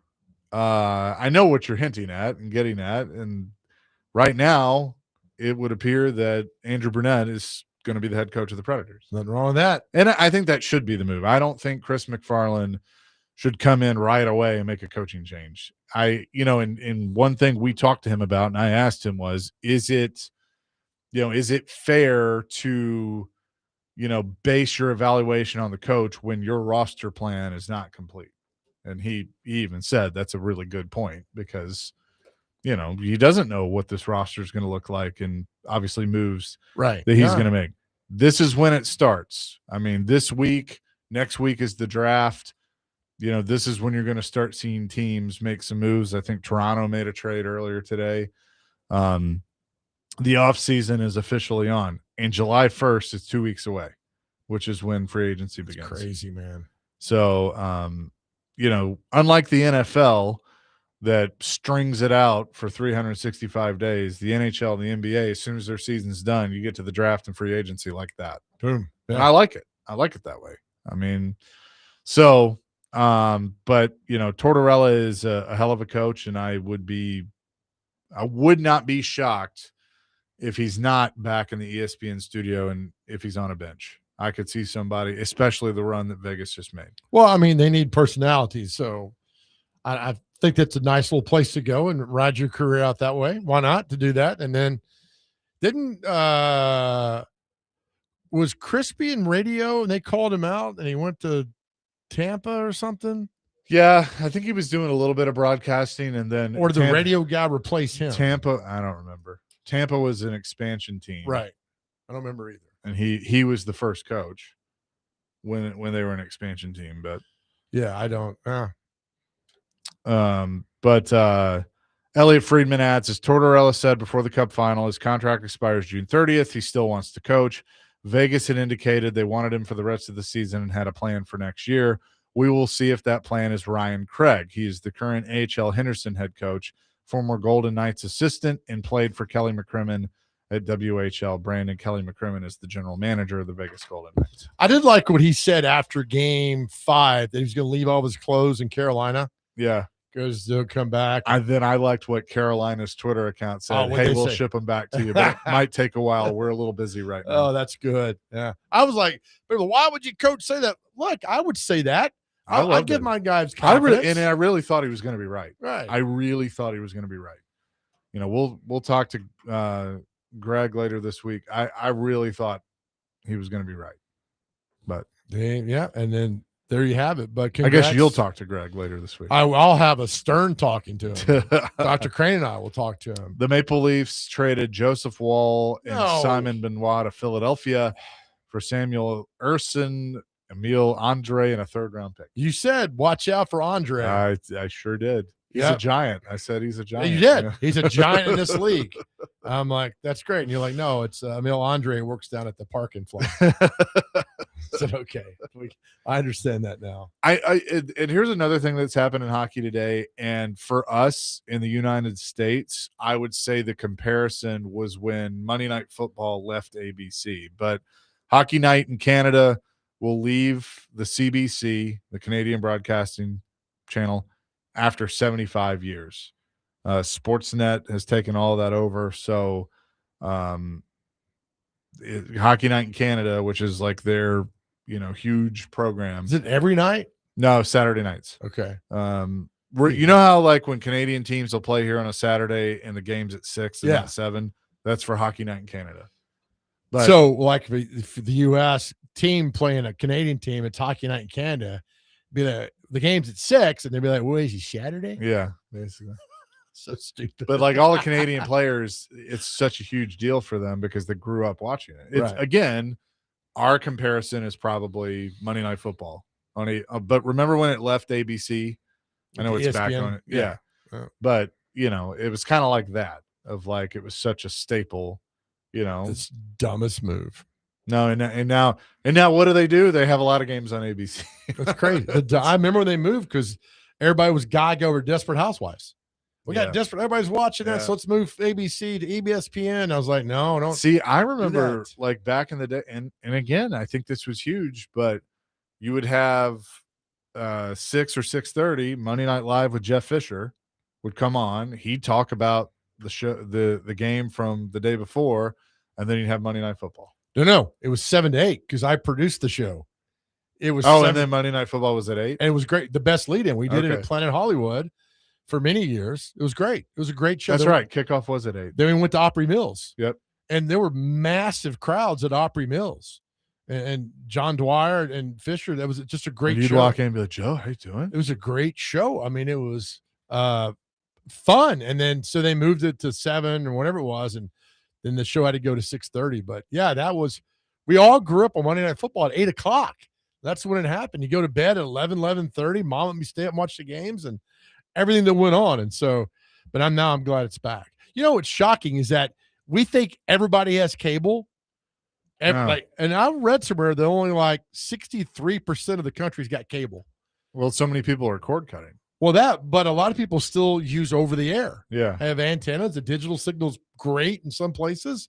So people have that. So to assume everybody's got cable and it's streaming all the time, that's so far from the truth, man.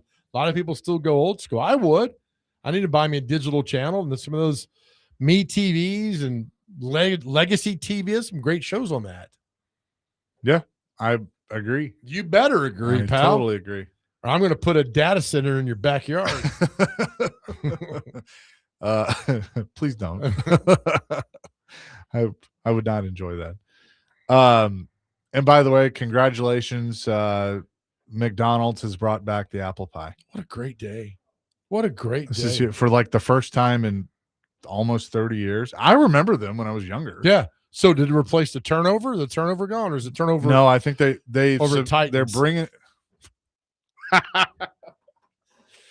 Oh boy! Apparently, he had a good day today. So the turnovers, Dr. Krantz, a joke. I didn't catch it. I was doing some editing. The turnovers used to be at McDonald's, but now they're at Titans camp. So no, you shut up.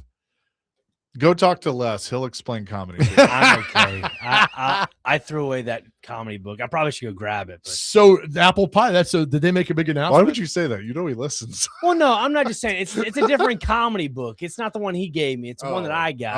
I threw that one away for the one Les gave me. Yeah, because that one's more knowledgeable. Okay. Did McDonald's make a big release on it? Yeah, it's to celebrate America 250. Hell, now they're going to pull it away like July 5th. I don't know. Well, you read the damn release. Well, I think it's for the summer. Okay. But all right, that's pretty good. Was it cherry pie as well? Didn't that wasn't that like the 1-2 punch back in the day? Apple pie, cherry pie? Yeah. She's my cherry pie. Not this ground. All right, we'll have more coming but will up. we? We will. We will. Can we get back to our question today? Do you mind? Yes, we'll get back to that coming up at the start of the 2:00 hour. Let me tease it. And it is when guys break up, when guys and girls break up, girls go get their hair cut and do all kind of things. What do men do when they go through a breakup? And keep it, we'll go PG. Some of you guys got pretty graphic on the text line. 615-737-1025. What do men do when they go through a breakup? Coming up next, Chase and Big Joe, 105 The Game.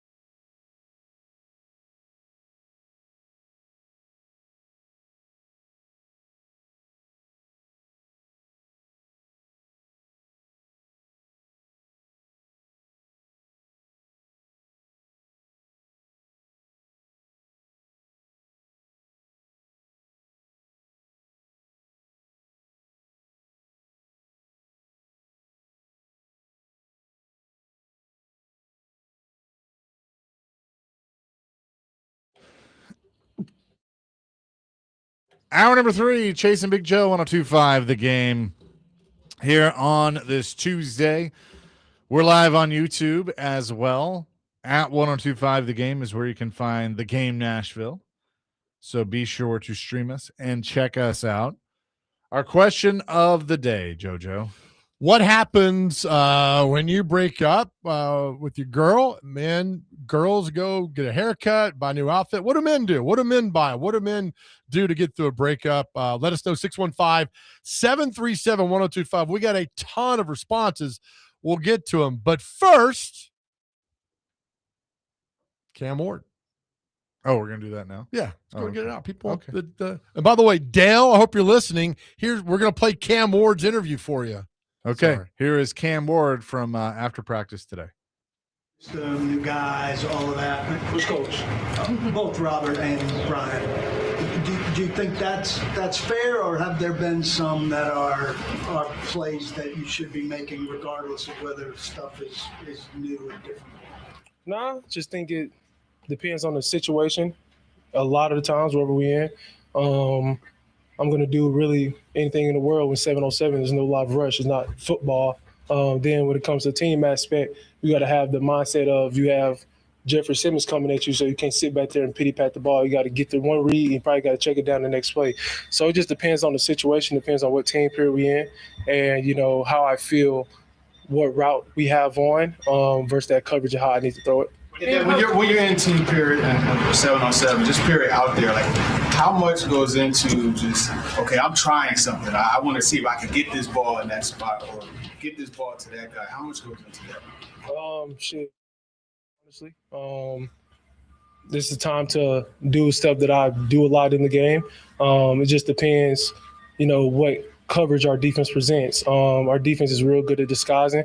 So me seeing it faster and then already know what route I want to get to while I'm dropping back and then declaring whether I have to move in the pocket or not to get to the check down. So it really just depends on what the defense has coverage-wise, and we have to be able to react to it. You guys made the biggest strides in the offseason. What are the areas you got to be better at when camp starts in July? I think our biggest stride is just the operation of everything. Everybody knows what to do, from up front all the way to the running backs room, everybody. And I think the biggest thing that we can improve on is just continue to over-communicate, make sure everyone knows what we're doing. Even if it's a threes guy's not getting a lot of reps, make sure he knows what to do, and then just continue to work on our timing with myself and the backs and the receivers. Yeah, where do you hope to improve the most personally from year 1 to year 2? I think just as far as a team, to get a chance to be in the playoffs and try to make a run at it. And then personally, just continue to be who I was last year, be an instinctive player, be a great, team leader, and win some games. And then, all the other stuff will take care of itself. Do you feel the pressure to get results this year, given the way the league works with first-round picks? Usually if they don't get results by year 3, there's a quarterback that's brought in for competition. And right now you haven't had that last year or this year.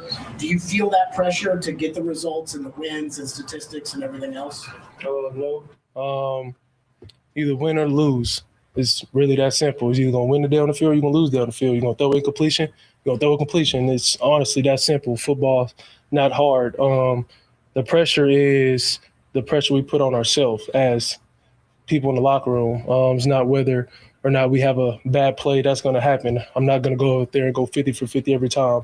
It's more just how we've limited and not letting just one bad play carry to the over as a whole collectively offensively. Just try to limit that. I think if we do that, we'll be one of the best offenses out there. So what is the pressure you're putting on yourself? Just to be perfect. Even though it's one of the hardest things to do in this world is be perfect, I want to be a perfect football player.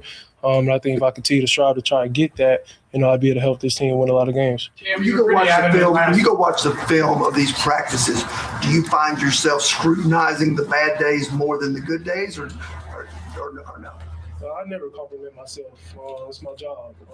I scrutinize the bad more than anything. I'm going to make good plays. I'm going to do a lot of good stuff. I know that I did it every stop. I did it in high school when I threw the ball 5 times a game. So it's more of just limiting everything and allowing everybody else to do their job. Me not having to do, everything as far as me putting on myself, just more let the receivers make the plays, let the O-line do their job. And if I do my job, everything else take care of itself. Cam, you were pretty adamant last year that even through all the combine stuff, all the workouts you did, that you weren't going to take much of a break from the end of minicamp to the start of training camp. Do you plan to do the same thing this year, or how will you change things up to best suit you for this season, you think? Just got to go. Just got to work out. You got to get up and go each and every day. You got 40 days till we start camp. So, the break is for us, January to February, maybe early March. There's no more time for breaks for nobody in the locker room. We just gotta go. We're behind the 8 ball. We had the number 4 pick last year. Our goal is not to be top 15 picks. We want to be later. That means we get a chance at the playoffs. We get a chance to win a division. That's our goal each and every year. That said, Cam, how important are this 2-day stretch? Obviously, you have practice today, tomorrow. Coach Saleh said this is essentially an extension of OTAs. But how important is this week, especially with the veterans here on the field? It's real good, especially just for the connection with me with the receivers. The defense, they're working on a lot of different coverages, so it's good that we're going to be able to see that. And then soft spots, how I want guys to be with body language, how it feels from my point of view. And I think that's just also that we'll continue to work out. And I think just I'm happy that we'll continue to keep going while a lot of people aren't doing it, is that it's more reps. I think more reps equal, better plays in the game, and it's going to end up helping everybody. How much better do you have to be? You said the goal was to make the playoffs this year. How much better personally do you have to be this year than you were last year? I just think I got to be better every day. It's not more of just being better each and every game, just being consistent each and every game, knowing who I'm playing up front, knowing who I'm playing in the back end, having good timing with my receivers like we've been having this whole OTAs in minicamp. And then when the lights get bright, when the times get big, we all got to lock in together like we've been doing out here and just make plays together. That is Titans quarterback Cam Ward after practice today, and can hear some narratives trying to be spun there, as they typically are this time of year. But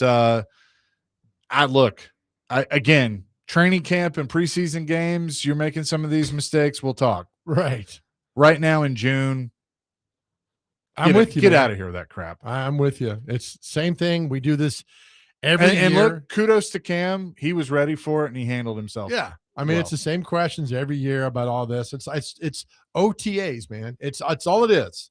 It's all it is. It's just they want the guys to see how they're doing, get them back here, and then they're released for 6 weeks, and then they go. Yep. Look, I feel like he's going to be fine. Was that 9 minutes? That was 6. 6:11. Oh, okay. Both together with Carnell Tate was. Okay. Now I got you, pal. Need to pay attention, not fall asleep over here. All right. That's me. That's on me, man. I'm waiting for that day. almost happened right there. So we dodged that one. Yeah. But yeah, look, I mean, doesn't say a whole lot, but that's probably the last time we're going to hear from him before training camp. So, yeah. All right. Well, coming up next, we have Carnell Tate. Carnell, do you want to do it now or after the break? After the break. It's fine because I think he needs a second. So we will do that coming up next. Chasing Big Joe, 102.5 The Game.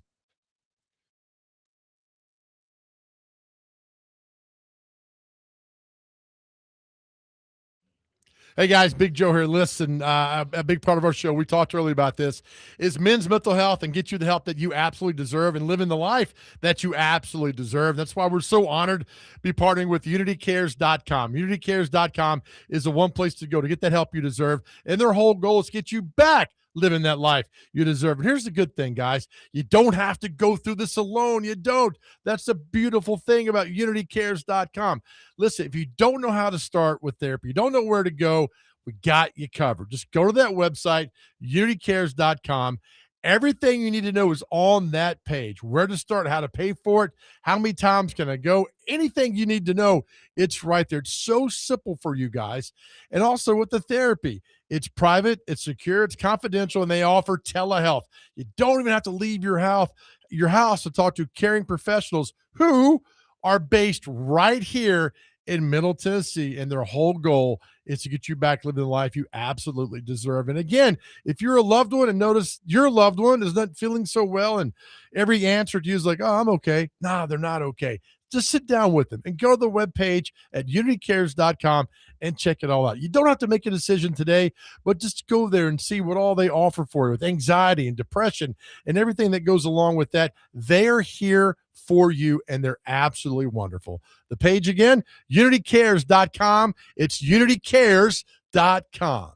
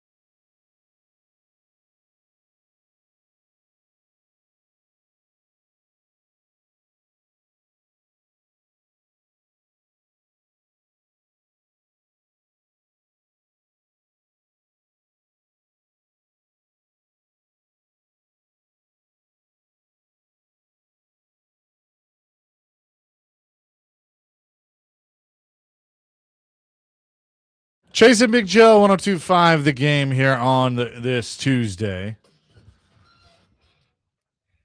Good stuff there.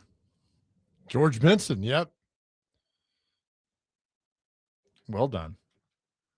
I mean, look, I enjoyed. I'm glad Cam Ward talked, but didn't hear a whole lot and didn't really expect to, and that's probably good for him. That he doesn't. He says a lot without saying a lot. Right. I mean, he doesn't owe us anything, right? No. I mean, that's the whole thing, is that you hear from him and then he talked. I mean, what you going to say? He's terrible. I get all that. And so it's just OTAs, man. That's it. Just OTAs. It's June. It's Yep. June 16th. That's it. You get there in training camp and you're making a lot of the same mistakes, and especially in the preseason games, then okay, yeah, then we got some concern. Right. Yep. But I'm show me when it matters the most. That's exactly it. And so he'll get to camp, we'll have a preseason game, and then we'll be able to analyze. All right, here's what the problem is now. Then they go for it. You ain't fixing it right now. No. If there is a perceived problem, like some say there is he's the worst quarterback who's ever taken a snap in the NFL. I've heard that. Yeah. I've heard that thrown about, but whatever. What is our question of the day? We'll get back into that.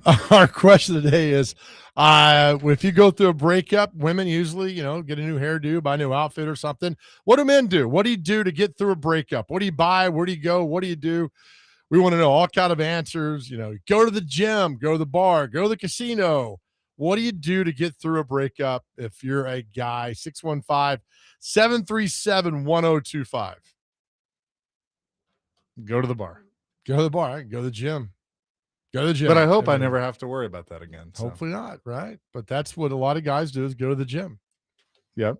It's funny. I told you earlier when we first introduced this, I asked our GM and he gave those 2 answers. Right. I think most men do, but do you buy, what do you buy something for yourself? Like I know guys who went and bought like really expensive golf clubs and half of them barely play golf to go on. Nevada Josh says, I'm buying a brand new Harley and a couple of big guns. Then I would go on a singles only vacation resort and I'm going to keep drinking till I come up with a new country song. I love it. Might as well. There's a lot of good. What's the best breakup country song, though? Ooh, now that's a good question. I mean, to get over something. Killing Time's a good one. Killing Time's a great one. Now I've stumped myself. I don't even know which one would be. You know, a low-key one that I love is Dallas by Alan Jackson. It's a good one. Dallas Packed Her Suitcase. That's a great one. I like one that is a 90s song, but yes, I admit. I Got a Thinking Problem. Yeah. Who did that? David Ball. David Ball. That's right. It's not really a breakup song. It's just a really good song. But yeah, what song? I mean, would get through I'm sure there's a million out there. I can't think of one off the top of my head right now of just kind of moving on. Another good one. Garth Brooks. What She's Doing Now. Huh? But that would drive you insane. You spend all day thinking about what she's doing. But the lyrics are because what she's doing now is tearing me apart. Let's see. That's definitely one. Here's a Quarter called Someone Who Cares. Oh yeah, Travis Tritt. Yeah, pulled up a list. Except for Monday, Lori Morgan. Except for Monday, ain't get anyway. Tuesday, Wednesday, I feel better just for spite. That's a good one. Heath. Let's see. Trying to pull up Neon Moon. Neon Moon. That's a good one.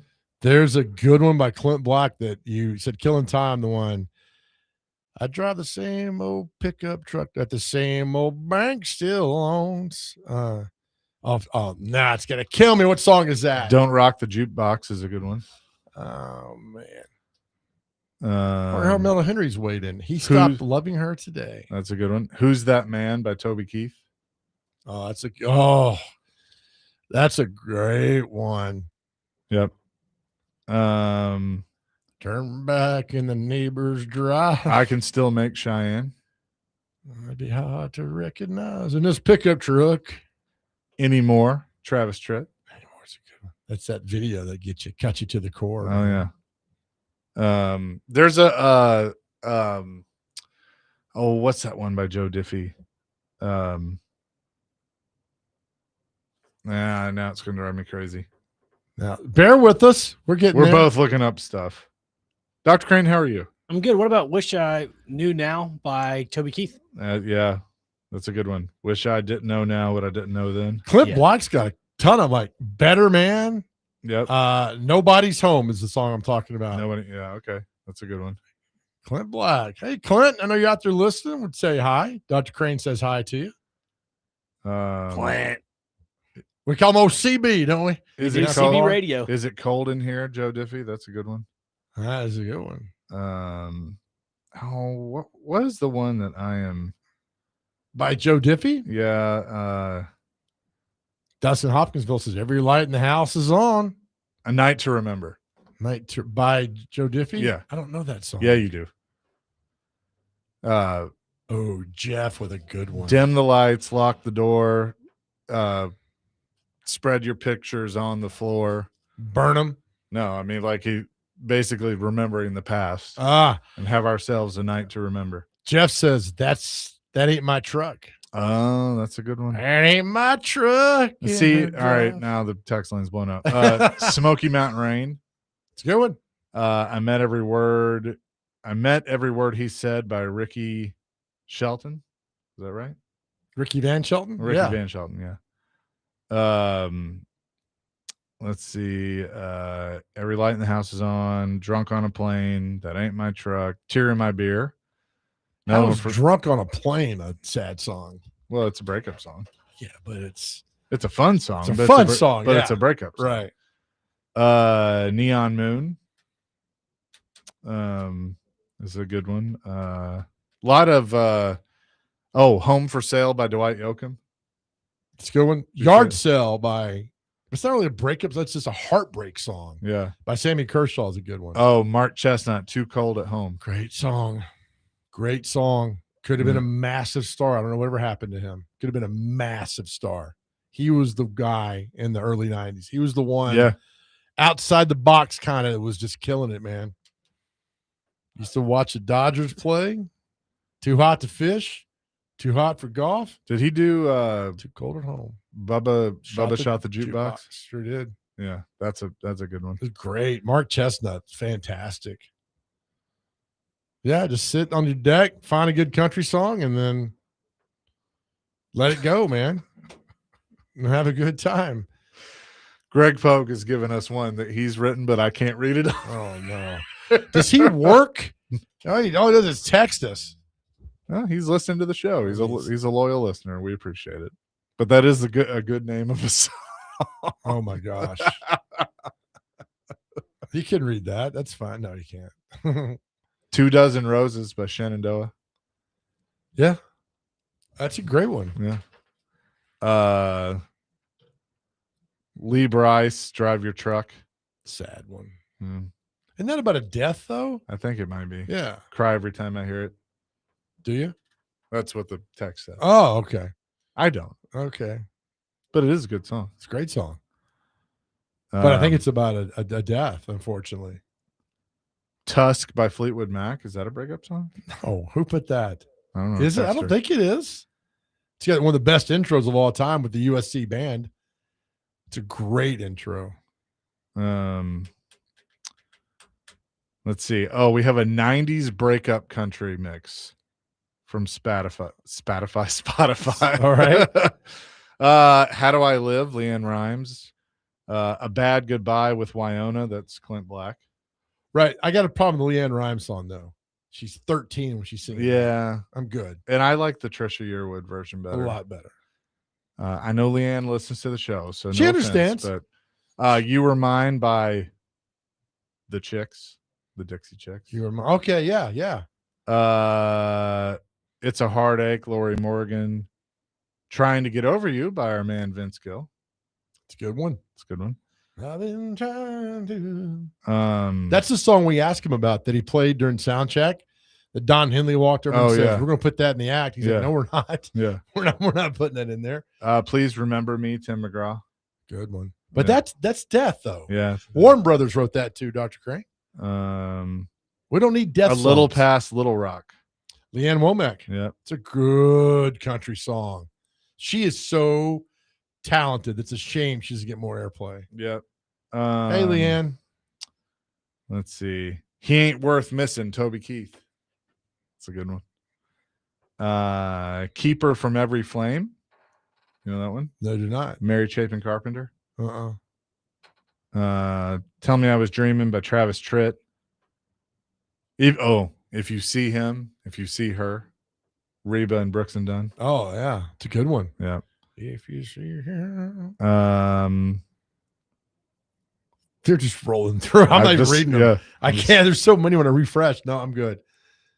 Going Through the Big D, and I Don't Mean Dallas. Mark Chestnut. Yeah. Another one. You know what a good one is? Nevada Josh, is this a new playlist from Diana to Mike you found? Billy Ray Cyrus, Could Have Been Me. Oh. You could all laugh. That first album, Billy Ray Cyrus, was a complete banger. That was awesome. Yeah. Paint Me a Birmingham. Tracy Lawrence. That's a classic. Yep. Classic song right there. It is. Hey, coming up on the top 30 this afternoon. Coming up next, who knows? We have to. We talked yesterday about Bill Cody, right? Yeah. Just passing away. Awful. Such a good dude. I worked with him a couple of times. I was in TV. Such a good man. And this is a crushing loss for country music. I mean, and for Nashville in particular, and for the Grand Ole Opry. I mean, Bill Cody was as nice of a man as you'll ever meet in your life. Yep, indeed, for sure. We'll have more coming next. Chasing Big Joe, 102.5 The Game.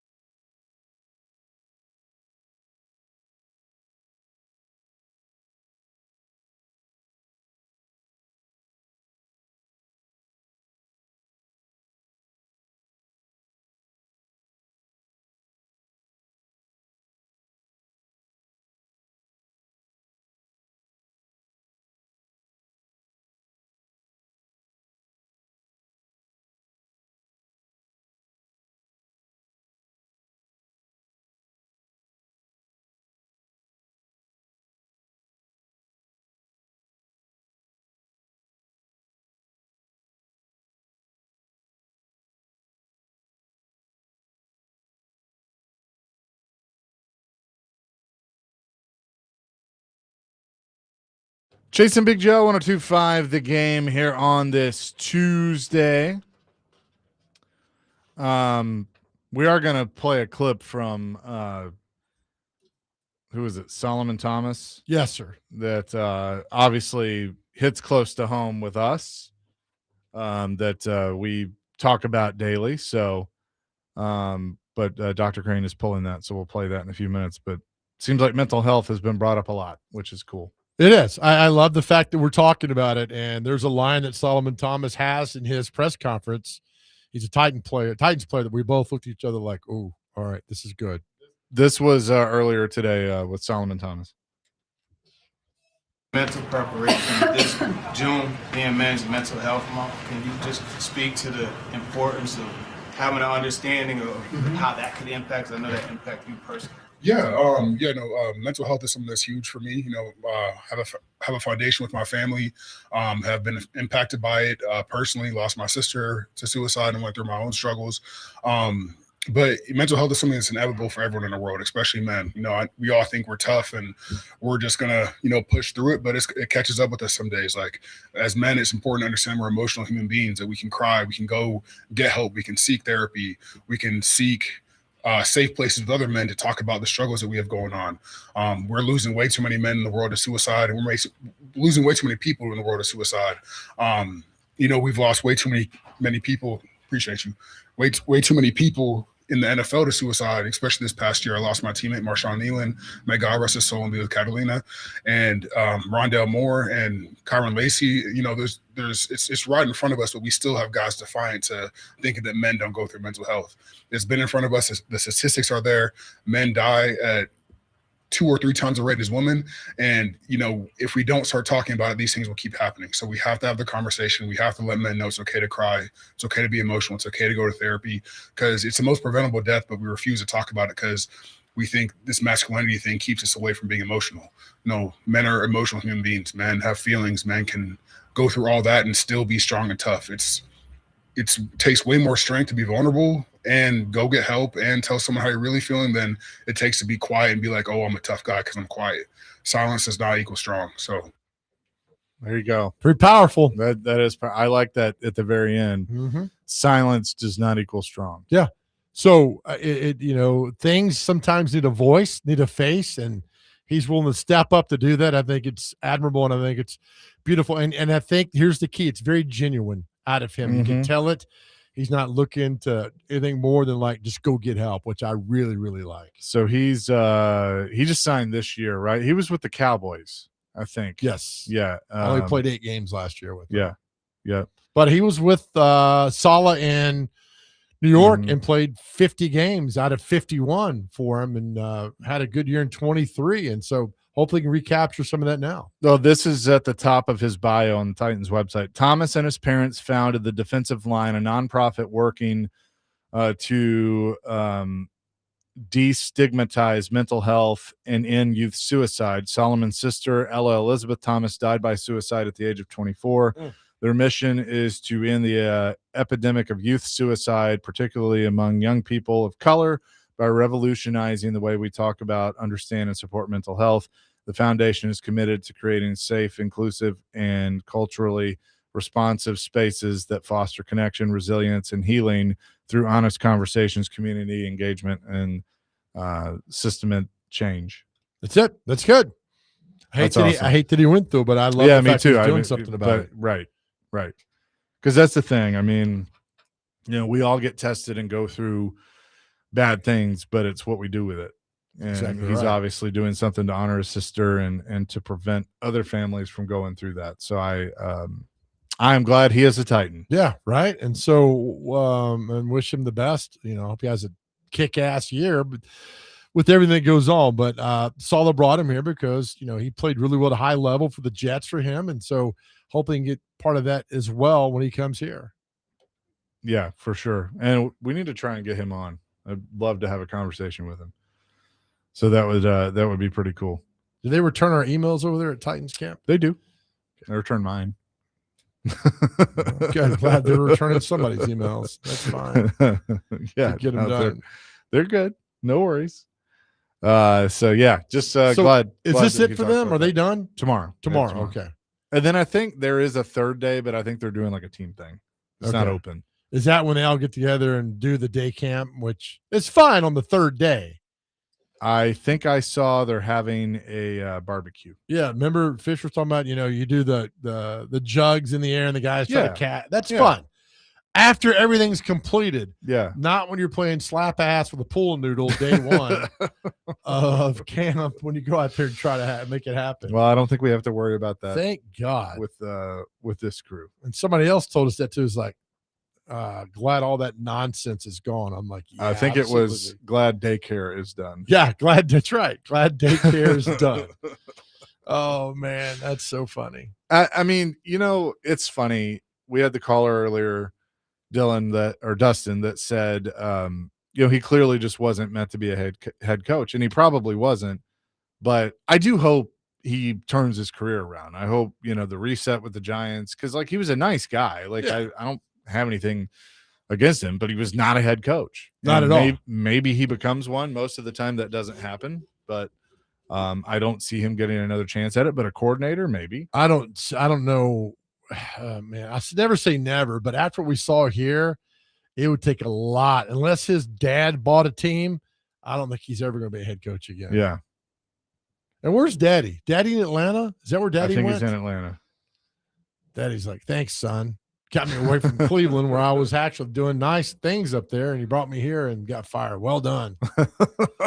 It goes back to a real quick story. When Lane Kiffin left Knoxville in the middle of the night, I'll never forget the next day, Monty Kiffin was moving out of his office there on campus, and it overlooked like not a cliff, but like a hill or something, and there were students on there yelling at Monty Kiffin, saying, "You raised a terrible son. You're a terrible father.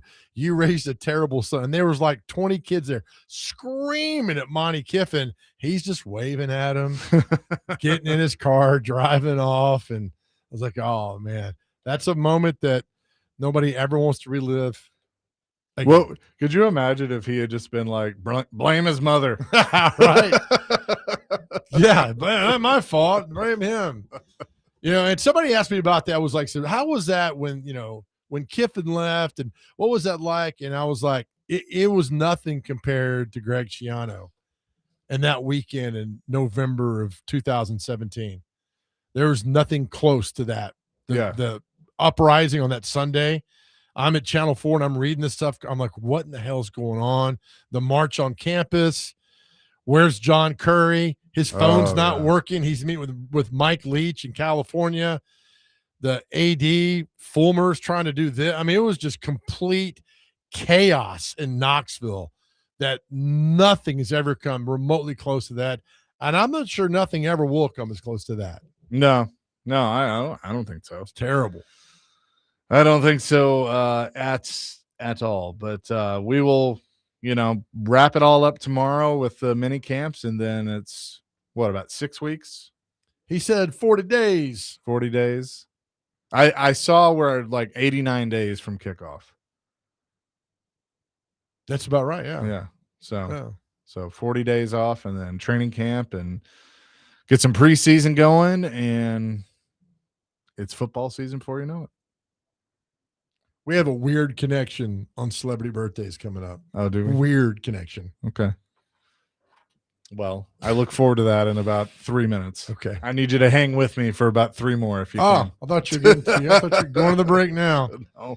Like getting out of here. What are you doing? No, trying to hit the break time. I do it during this segment. I get all I've noticed. I get all things lined up and good to go, man. Dr. Crane, what's our World Cup update? World Cup update right now. I mean, you're looking Friday, U.S. men's national team taking on Australia. That'll be a fun one. Who we got now? France and believe so. I don't have it on in the studio. I've been busy editing. So. It's FRA and SEN.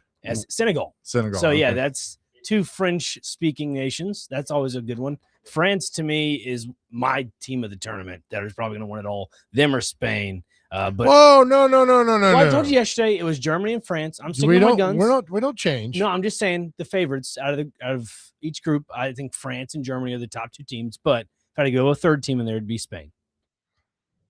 Not Portugal? No.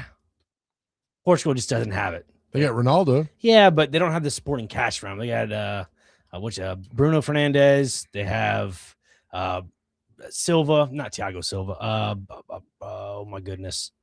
Why am I drawing like played for Man City, just retired? Oh, Manuel Noriega. No. What?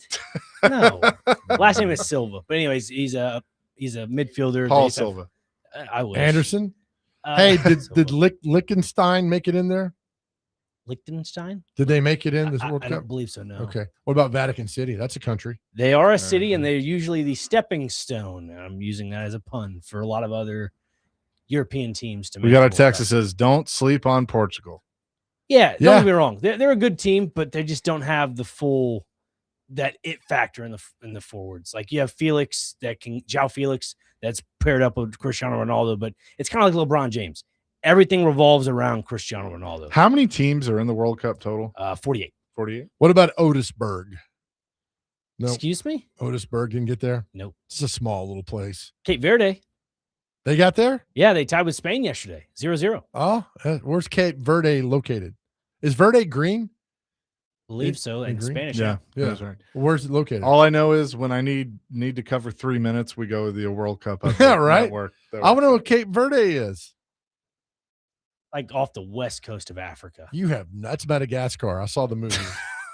Go look at your map. All right. With that, we'll take a break and come back with what day is it in celebrity birthdays. It's Chasing Big Joe 102.5 The Game.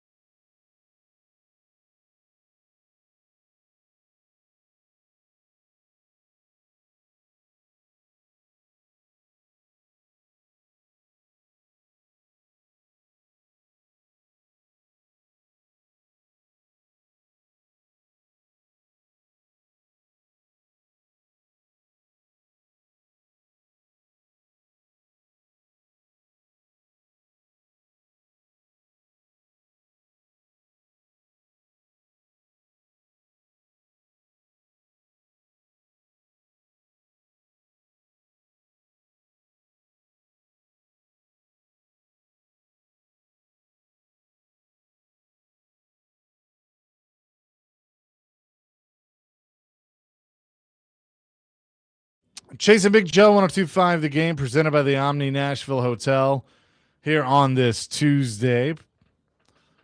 Wrapping things up. This will be it for me this week. Got some suit duties tomorrow and Thursday and then off Friday. So you guys will handle it the rest of the way. So looking forward to that. I am too. Bring your A game. You got it. He always does. I'll make sure the car doesn't fall off the road. No, he'll be good. I have no doubt. With that, that's I believe in him. Yeah, I believe in him too. I got to deal with him. You don't. With that, let's get to what day is it? Celebrity birthdays. Okay, first one, so we have National Fudge Day. So if you enjoy fudge, you can.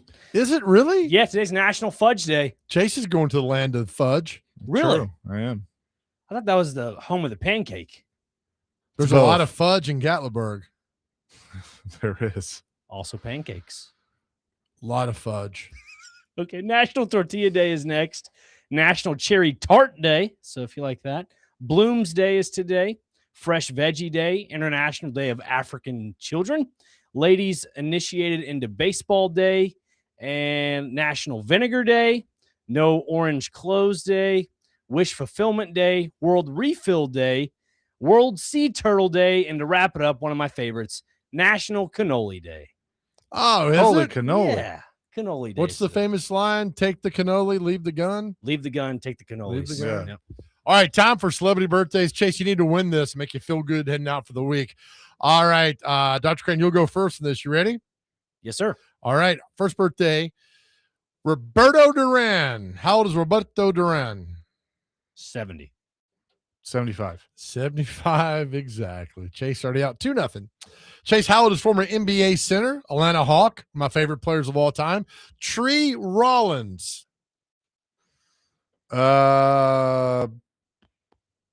58. 52. 71. Oh, wow. Dr. Crane, how old is Phil Mickelson? Phil Mickelson is 64. 54. 56. Chase up 3-0. Chase, how old is former Chicago Cub pitcher Kerry Wood? 55. 57. 49. Dr. Crane, how old is NHL player Rick Nash? Former Columbus Blue Jacket Rick Nash. Imagine having your whole career stuck there. The worst. It'd stink for Well, sure. good thing he didn't. He was there a long time, wasn't he? Yeah. But not his whole career. Majority of it, right? Yeah. You all right? Yeah. Okay. 53. 47. 42. Chase, how old is Justin Jefferson? He is 28. 29. 27. Chase up 4-0. Dr. Crane, how old is she's Roseanne's sister? She's a hell of an actress. Laurie Metcalf. 7. Oh, Is it my turn? Dr. Crane. Okay, sorry. 73. 68. 71. Dr. Crane's on the board. 4-1. Here is our Leanne Rhymes connection. Her husband's birthday is today. Eddie Cibrian. How old is Eddie Cibrian? 47. 46. 53. Come on, you two. All right, lightning round. Here we go. Dr. Crane, how old is country singer Billy Crash Craddock? I'll give you $5. You tell me his number one classic country song. $5. Okay. How old is he? 63. I have no idea. And I think he's 60. He's 88 years old. Chaser, how old is one of my favorite actors of all time? Val Ewing, Joan Van Ark. How old is Joan Van Ark? 73. 77. 83. Dr. Crane, how old is singer Gino Vanelli? Hey, he's a Pisano, right? He's a paisano, yeah. All right. Gino Vanelli. Gino is 82. 80. 74. Chaser, how old is, you better get this one, Dr. Crane, but Chase goes first. James Patrick Stewart. He's the actor from General Hospital. 67. 69. 58. Dr. Crane, how old is rapper MC Ren of NWA? I'm sorry, what does NWA stand for? Dr. Crane, how old is rapper MC Ren? 58. 63. 57. It's now 4-2. Chaser, how old is singer actress Diana DeGarmo? She was on American Idol. 41. 39. 39 exactly. We're tied at 4. Next one wins. Dr. Crane, how old is Broadway actress Ali Stroker? Allie is 43. 53. 39. Chaser, how old is bass player Ian Keggy of Hot Shell Ray? It's for the win. 38. 42. 39 at the buzzer. Chase McCabe does it again. On his way out of town. He's like Homer lightening the bridge. Driving away. Just lighting everything in sight. I got the win. Oh my gosh. So we will take it. The Take final some much deserved time off, Pumpkin. Final day of minicamp tomorrow. Will you bring us back some fudge? Sure. You don't mind? If I get some. Yeah. I said that with little Matthew McConaughey. You might bring back some fudge. Is that Bill Clinton or Matthew McConaughey? Both. Bring back some fudge from Gatlinburg for us. Hint of Christmas sorrow in there. Oh, get me started. Wow. Come on down the borough. We got a lot of fudge down here. We sell it first bags $1,000. We'll pay for some salaries down here. Yeah, well, I got a couple days before that, but yeah, I'll see what I can do. All right. Listen, fun show today. Thanks to all the interaction. Thanks to the guys out there. Chris, thank you for the phone call earlier about mental health. We're all in this together, man. We all walk together. We all check on each other. That's how we get through this. We'll do it together. Know you are blessed or you're powerful. Ask God for opportunities in your life. Watch him work miracles. It's a great thing to do that. Know you're powerful. You're strong. Know how much we love you. At the end of the day, more than anything else you know, please understand how much God truly loves you. Amen to that. Peace, love, rock and roll. DVD is coming your way next, and we'll be back at it, of course, tomorrow morning or tomorrow afternoon or right at noon, at high noon. Just get out of here. We will do that tomorrow. DVD coming up next. Chasing Big Joe, 105 Game.